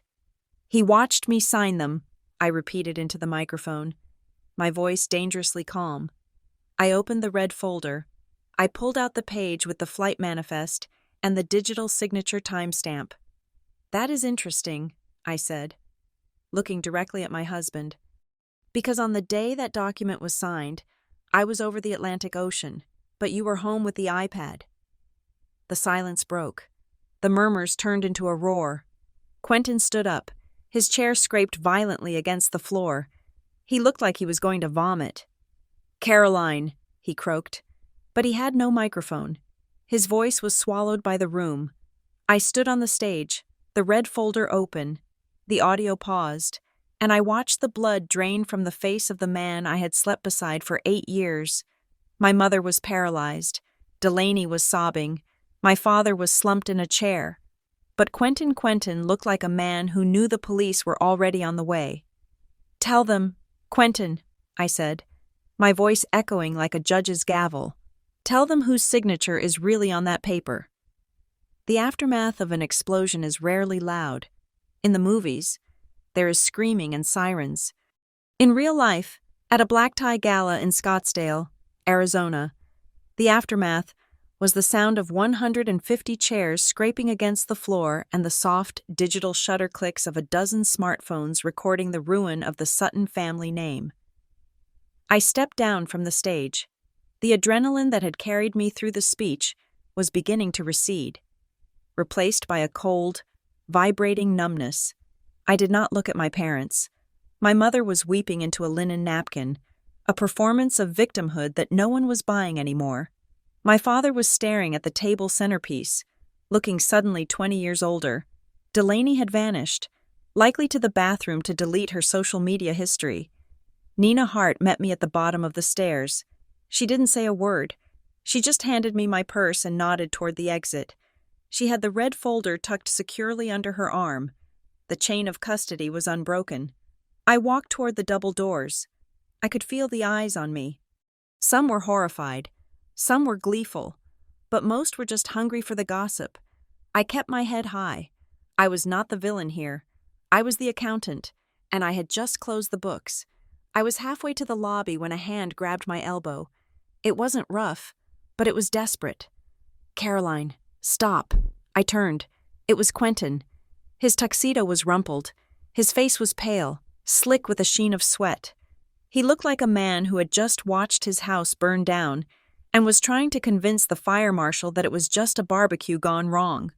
He pulled me toward a service corridor, away from the prying eyes of the guests who were now flooding the lobby, waiting for valets. "Let go of me," I said. My voice was quiet. I had used all my volume on the stage. He let go, but he blocked my path. He ran a hand through his hair. A nervous tic I used to find endearing. Now, it just looked pathetic. "You went too far," he whispered. His eyes darted around, checking to see if anyone was listening. "My God, Caroline, you destroyed them. Did you see your dad? He looked like he was having a heart attack. And Delaney, you humiliated her. Was that necessary? Did you have to play the tape? I stared at him. I waited for the apology. I waited for the shock. But his first instinct wasn't guilt. It was damage control. He was still the goalie, trying to catch the ball after it had already smashed through the net. I went too far, I asked. They stole $384,000. Quentin, and you helped them. I didn't steal anything, he hissed. I was trying to keep the peace.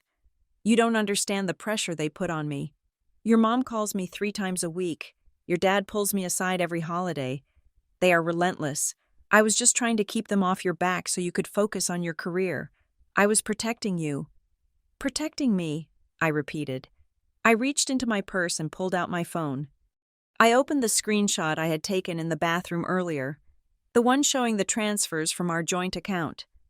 $150, I said. Every month? For 3 years. Sent to a community bank in Scottsdale. Quentin froze. The color drained from his face so completely that his skin looked gray under the fluorescent service lights. It is a loan payment, isn't it? I asked. But not your loan. It is their loan. You are the guarantor. He opened his mouth, then closed it. He looked at his shoes. Tell me the truth.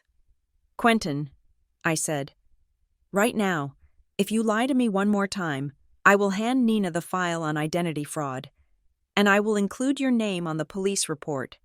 He slumped against the wall. The fight went out of him. He didn't look like my husband anymore. He looked like a child caught shoplifting. I made a mistake, he whispered. 4 years ago, I tried to do some day trading, crypto.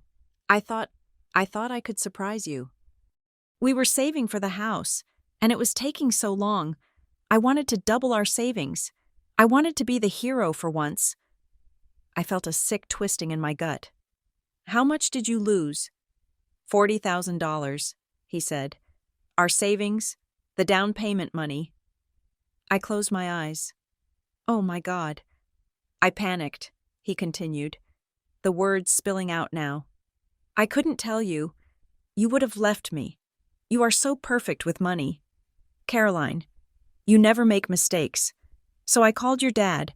I asked him for advice. You asked the wolf for advice on how to guard the sheep, I said. He offered to help, Quentin said. He said he had a line of credit. He said he would cover the loss, refill our savings account so you wouldn't notice the dip. But he needed me to co-sign because his credit was maxed out. So you signed, I said. I signed, he nodded. And then the strings came. A month later, he called. He said he couldn't make the payment on the loan. He said if he defaulted, the bank would call me. And if the bank called me, you would find out? I understood the architecture of it now. It was brilliant. It was diabolical. So you paid the interest, I said. With my money? I had to, he pleaded. And then your mom started calling. She said if I didn't help them get the support checks from you, they would stop paying the principal on the loan. They held it over my head. Caroline, every single month. Make sure she pays, Quentin, or we default, and she finds out you lost her down payment. I was trapped. He looked at me with wet, pleading eyes. I didn't want their money. I just wanted to hide my mistake. I did it for us, to keep us together. I looked at him. I looked at the man I had vowed to love in sickness and in health. You didn't do it for us, I said. You did it because you are a coward. You let them bleed me for 4 years because you were too afraid to admit you failed. I can fix it, he said, reaching for my hand again. We can fix it. Now that it is out in the open, we can pay off the loan. We can cut them off. I will testify against them. I will do whatever you want. Caroline, just don't leave me. Please. I pulled my hand away. It felt contaminated. My phone buzzed in my hand. It was Sophia. Answer it, Quentin said. Tell her we are working it out. I answered the phone. Sophia, are you safe? Sophia's voice was sharp, urgent. Nina texted me. She said the gala is a crime scene. I am safe, I said. I am in the hallway. Is he with you? Sophia asked. Yes. Do not go back to the room with him, Sophia commanded. I am serious. Caroline, I just finished running a deeper background check on that loan. It is not just a personal line of credit, it is secured against a property. But your parents don't own their house anymore. They rent. Do you know what property it is secured against? I felt a cold chill. No. It is secured against your car, Sophia said. The Audi, the title is in your name, but Quentin forged your signature to use it as collateral. If that loan defaults, they take your car. He didn't just co-sign. Caroline, he stole your asset to secure his silence. I looked at Quentin. He was watching me, trying to read my expression. He forged my signature on the car title too, I said into the phone. My eyes locked on his. Quentin flinched. He knew I knew. Get out of there, Sophia said. Go to another hotel. Do not speak to him again without a lawyer. I am filing the identity fraud paperwork on Monday morning. He is going to be named as a co-conspirator. Okay, I said. Thank you. Sophia? I hung up. What did she say? Quentin asked, his voice trembling. She said you put my car up as collateral. I said. Quentin didn't deny it. He just slumped further against the wall. My phone chimed again. A text message. It was from Delaney. You think you won. You just blew up the family. Hope you are happy. You lonely bitch. Check your work email. Mom didn't want to use it, but you gave her no choice. My stomach dropped. Check your work email. I opened the Outlook app on my phone. There was a new email in my inbox. The subject line was Urgent Ethics Violation Complaint. It was from the Human Resources Department at Northline Meridian Group. Dear Ms. Sutton, we have received an anonymous whistleblower complaint regarding your financial conduct. The complaint alleges that you have been using company resources to manage personal family debts and that you may be compromised by significant undisclosed financial liabilities. Given the sensitive nature of your role as a senior risk analyst, we are opening a formal internal investigation. Please be available for a meeting with the Ethics Committee on Monday morning. I read it twice. It was a classic scorched earth tactic. My mother knew she couldn't win the money back. So she was going after the source. If I lost my job, I lost my power. If I lost my reputation, I became just like them, desperate and broken. What is it? Quentin asked. I showed him the screen. They reported me to HR. I said, they are trying to get me fired. Quentin stared at the phone. They wouldn't go that far. You still don't get it, do you?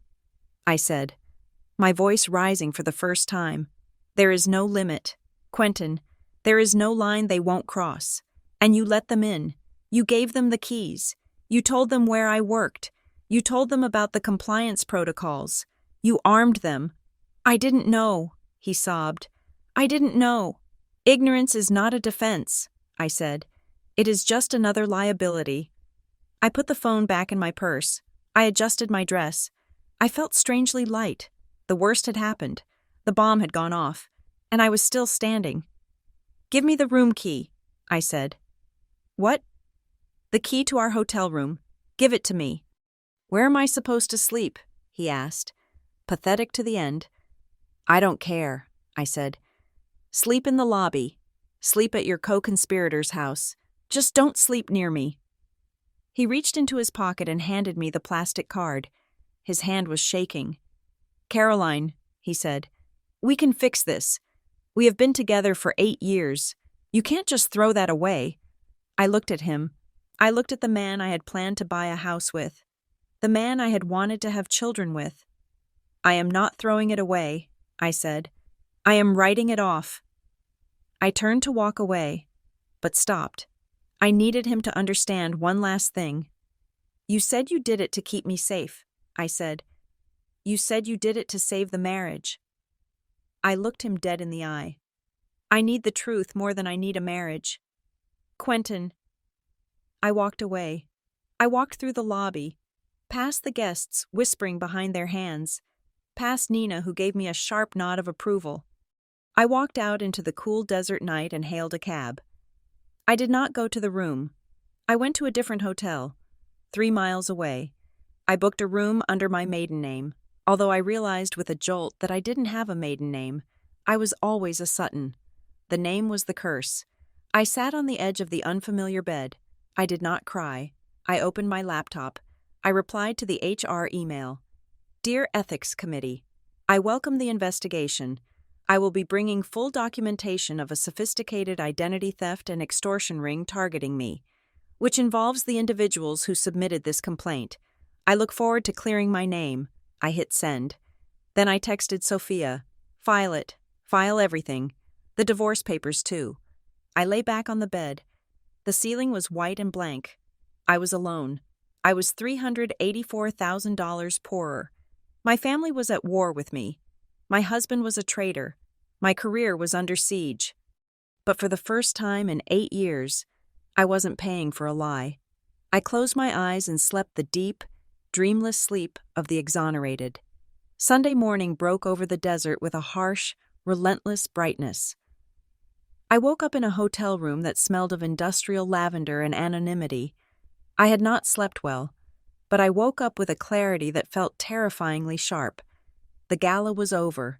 The social explosion had happened. Now came the cleanup. I did not go to brunch. I did not check out. I put the Do Not Disturb sign on the door and turned the small desk into a command center. I had my laptop, my red portfolio, and a pot of black coffee that tasted like burnt rubber. I started with the credit monitoring alerts. I had unlocked my reports the night before, triggering a cascade of notifications. One stood out immediately. It was an inquiry from 18 months ago, followed by an opened account. Sutton Solar Green Energy Loan. Principal $22,000. Status passed. Due. I stared at the screen. My parents lived in a rental property. They did not have the authority to install solar panels.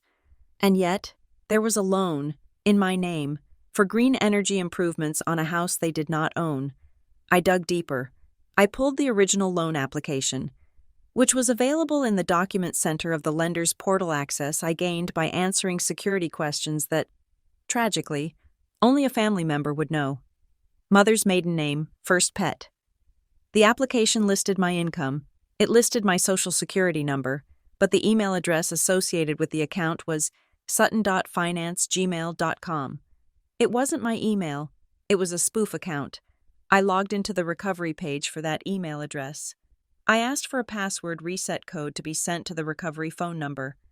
The last 2 digits of the phone number popped up on the screen, 88. My mother's cell phone ends in 88. I took a screenshot. Exhibit 24. But the solar loan was just the surface. As I scrolled through the credit report, I found something far more dangerous than debt.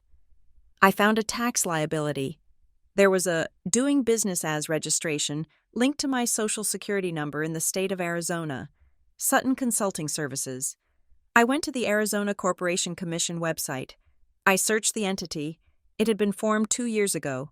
The registered agent was me. The address was a UPS store box in Phoenix.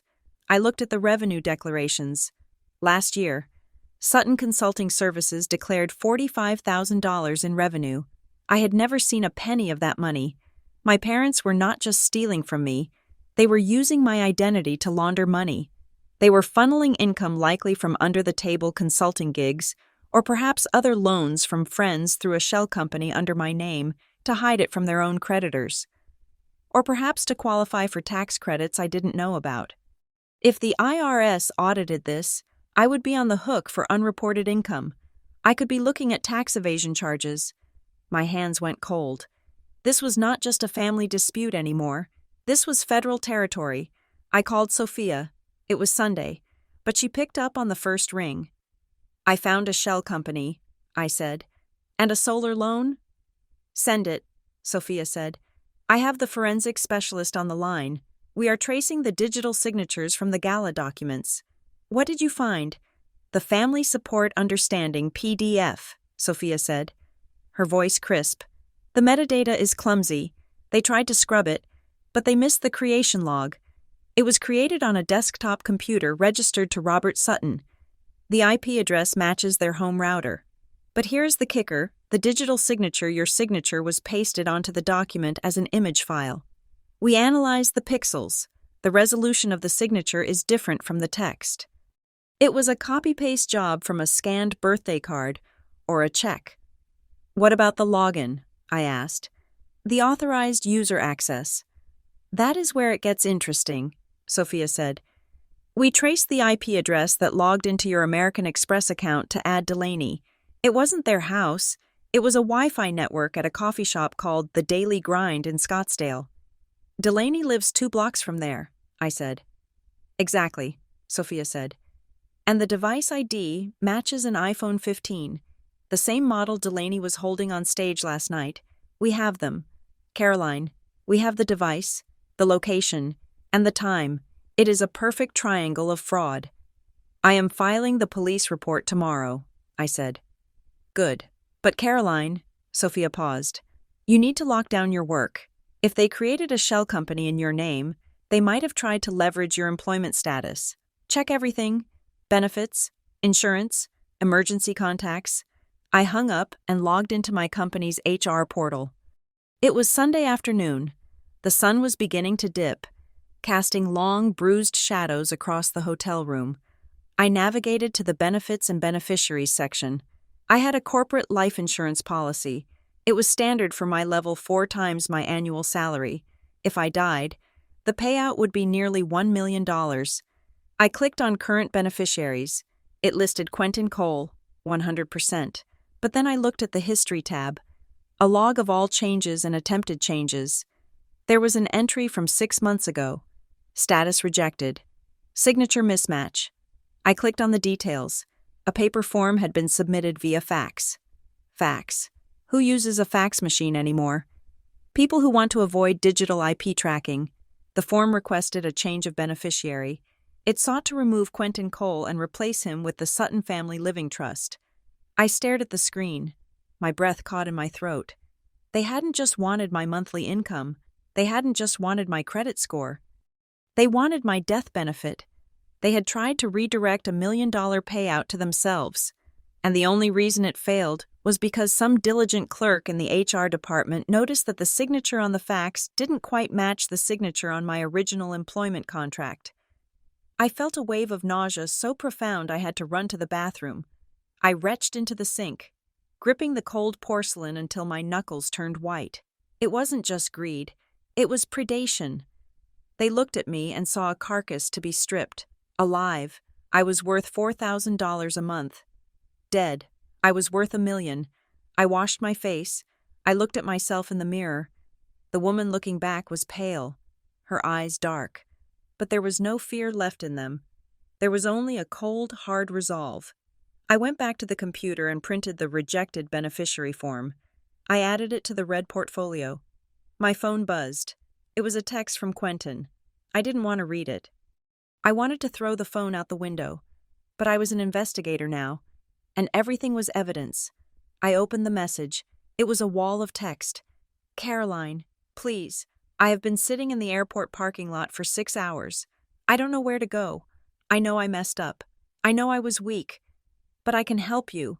I recorded them. Last Christmas. When they were talking about the solar loan, I recorded it. I have a voice memo of your dad saying, "She will never notice. She makes too much money." I have texts from Delaney asking me to delete the email notifications from your bank. I have everything. I will give it all to you. I will testify. Just tell me we have a chance. Tell me I can fix this. I read it twice. He was offering me the smoking gun. He was offering to turn on them to save himself. It was exactly what I expected him to do. He was a creature of path of least resistance. When the wind blew from the parents, he bent that way. Now that the wind was blowing from the prosecutor, he was bending this way. I typed a reply. Send all files to Sophia Ramirez. Her email is on the law firm's website. Do not contact me personally again. The divorce papers will be served on Tuesday. I hit send. I blocked his number. 10 minutes later. A new number popped up. It is Delaney. Don't block me. Listen. I watched the dots appear. Mom is going crazy. She is shredding papers. She is talking about suing you for defamation. But I know where the rest of the money went. I know about the offshore account Dad tried to set up. I can give you the account numbers. But I need $5,000. Just to get out of here. To move to LA.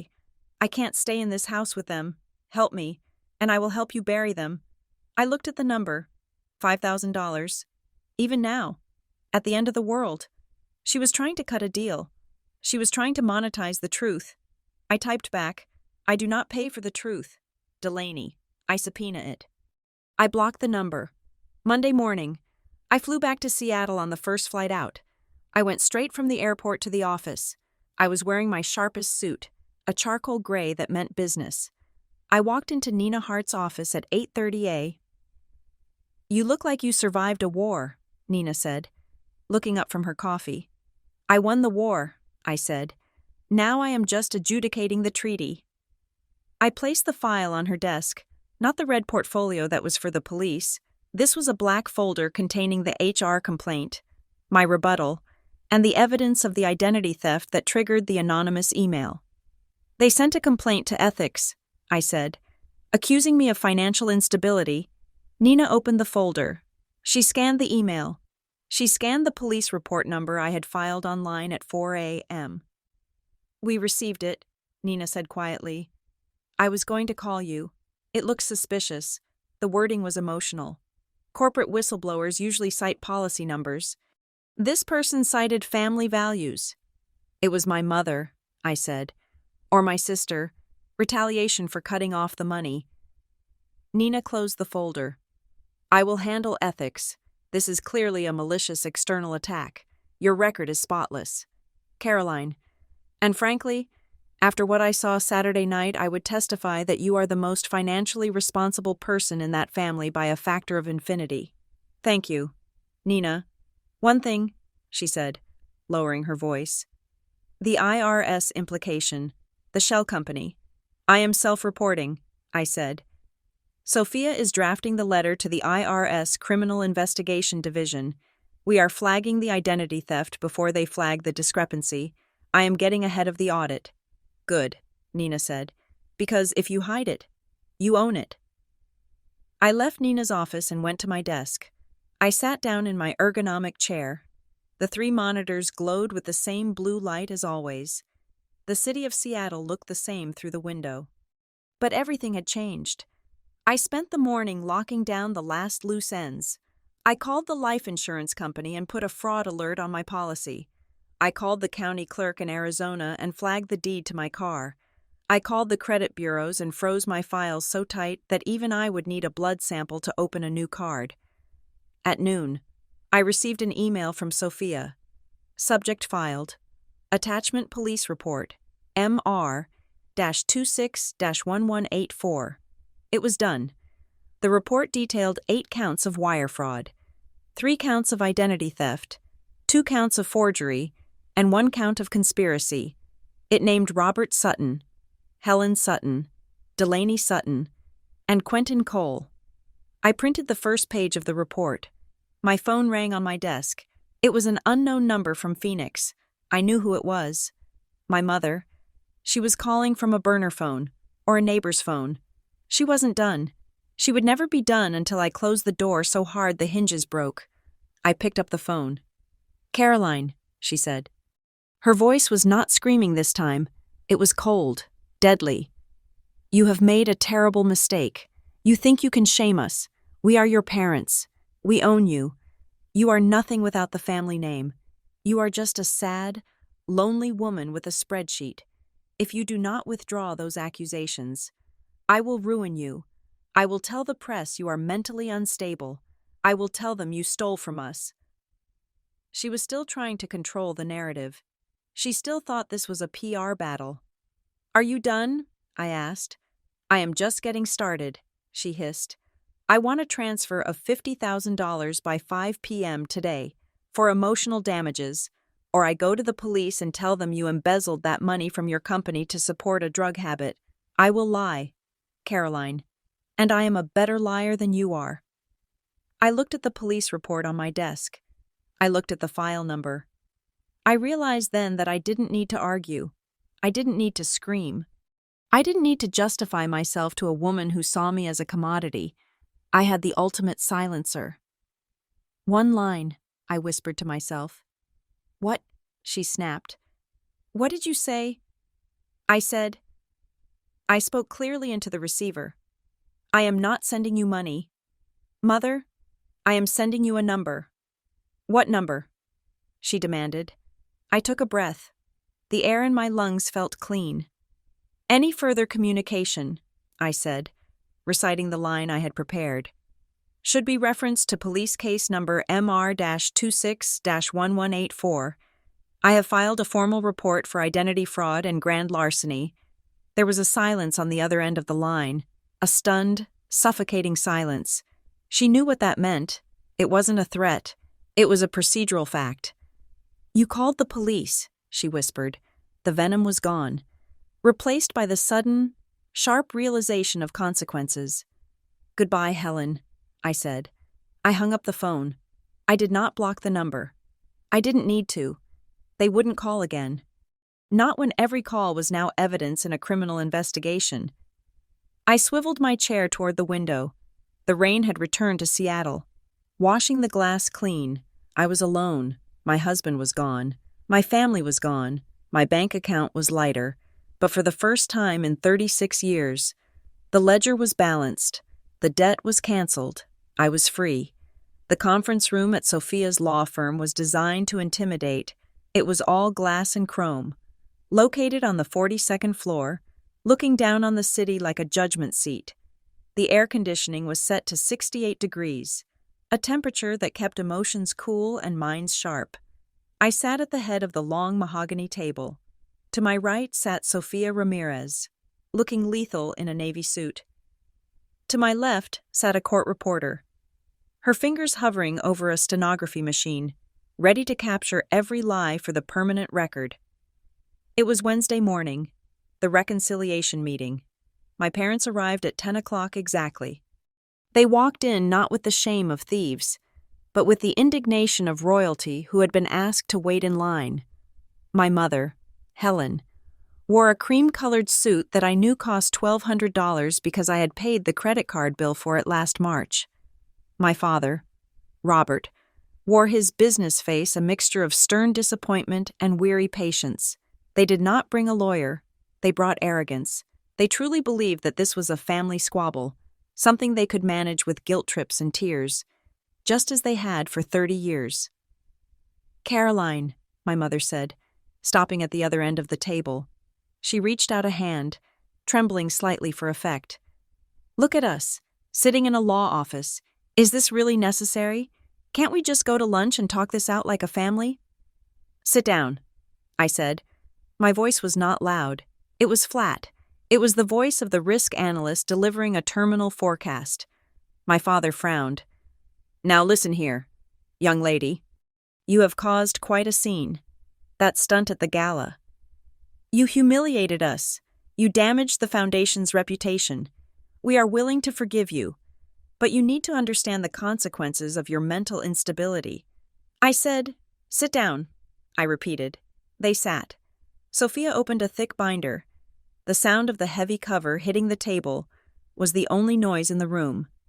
"This is a formal deposition and mediation attempt," Sophia stated.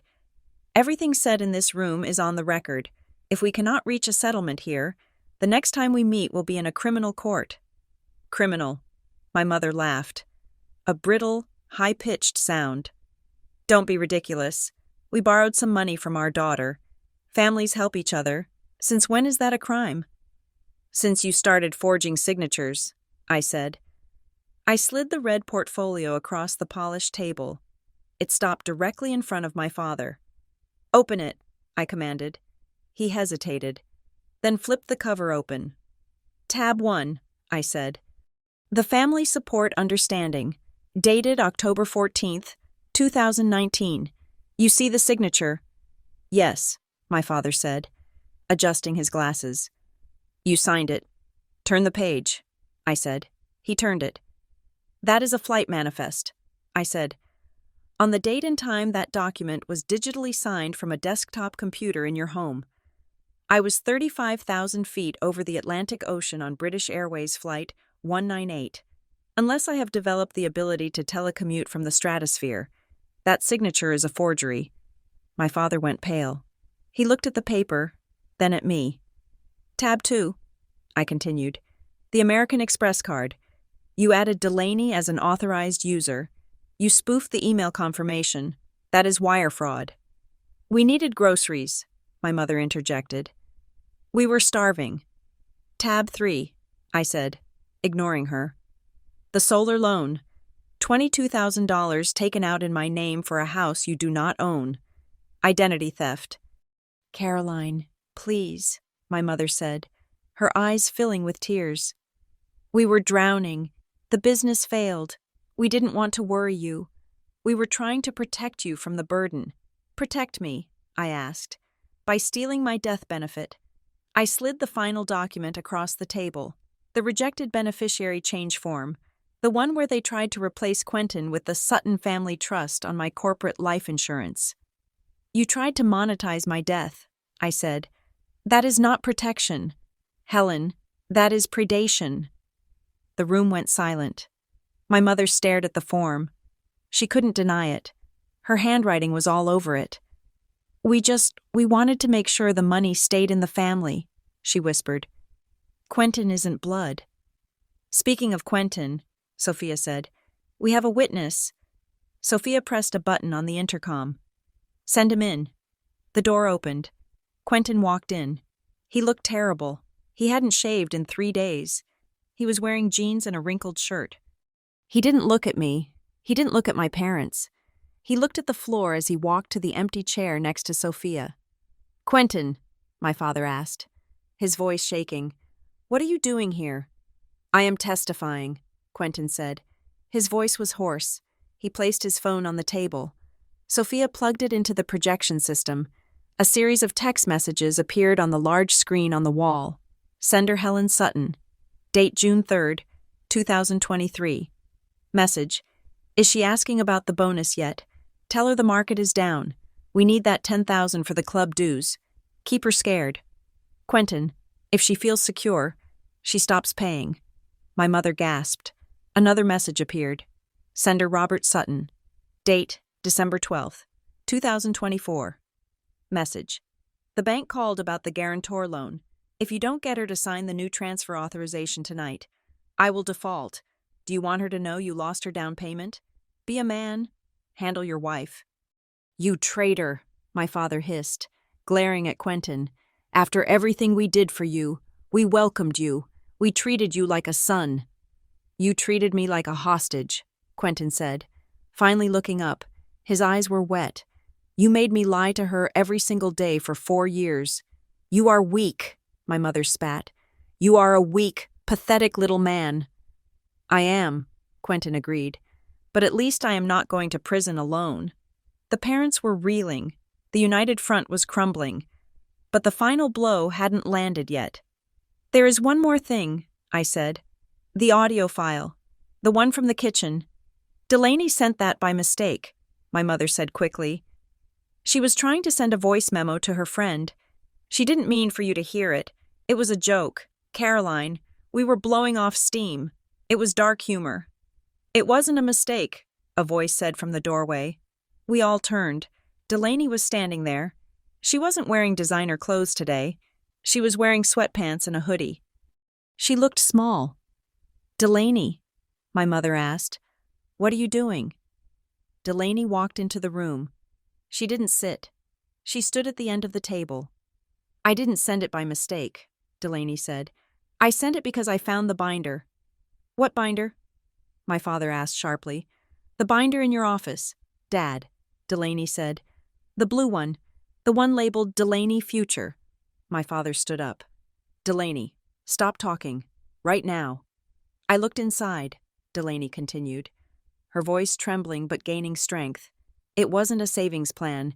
It was a credit plan. You had my social security number on loan applications.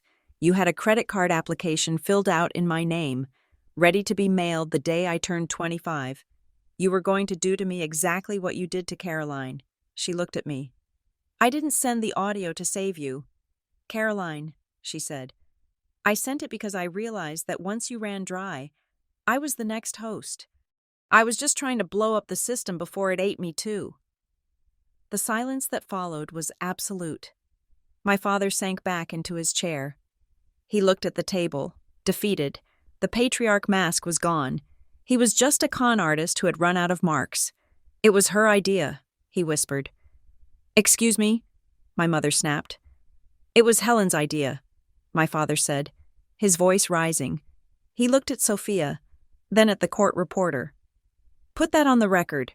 The identity theft. The life insurance. It was Helen. She said Caroline owed us. She said Caroline was ungrateful. I just wanted to pay off the business debts. She wanted the lifestyle. You coward, my mother shrieked. She lunged across the table, swatting at him with her purse. You spent half that money on golf and scotch. Do not pin this on me. Sit down, Sophia commanded. My mother collapsed into her chair, breathing heavily.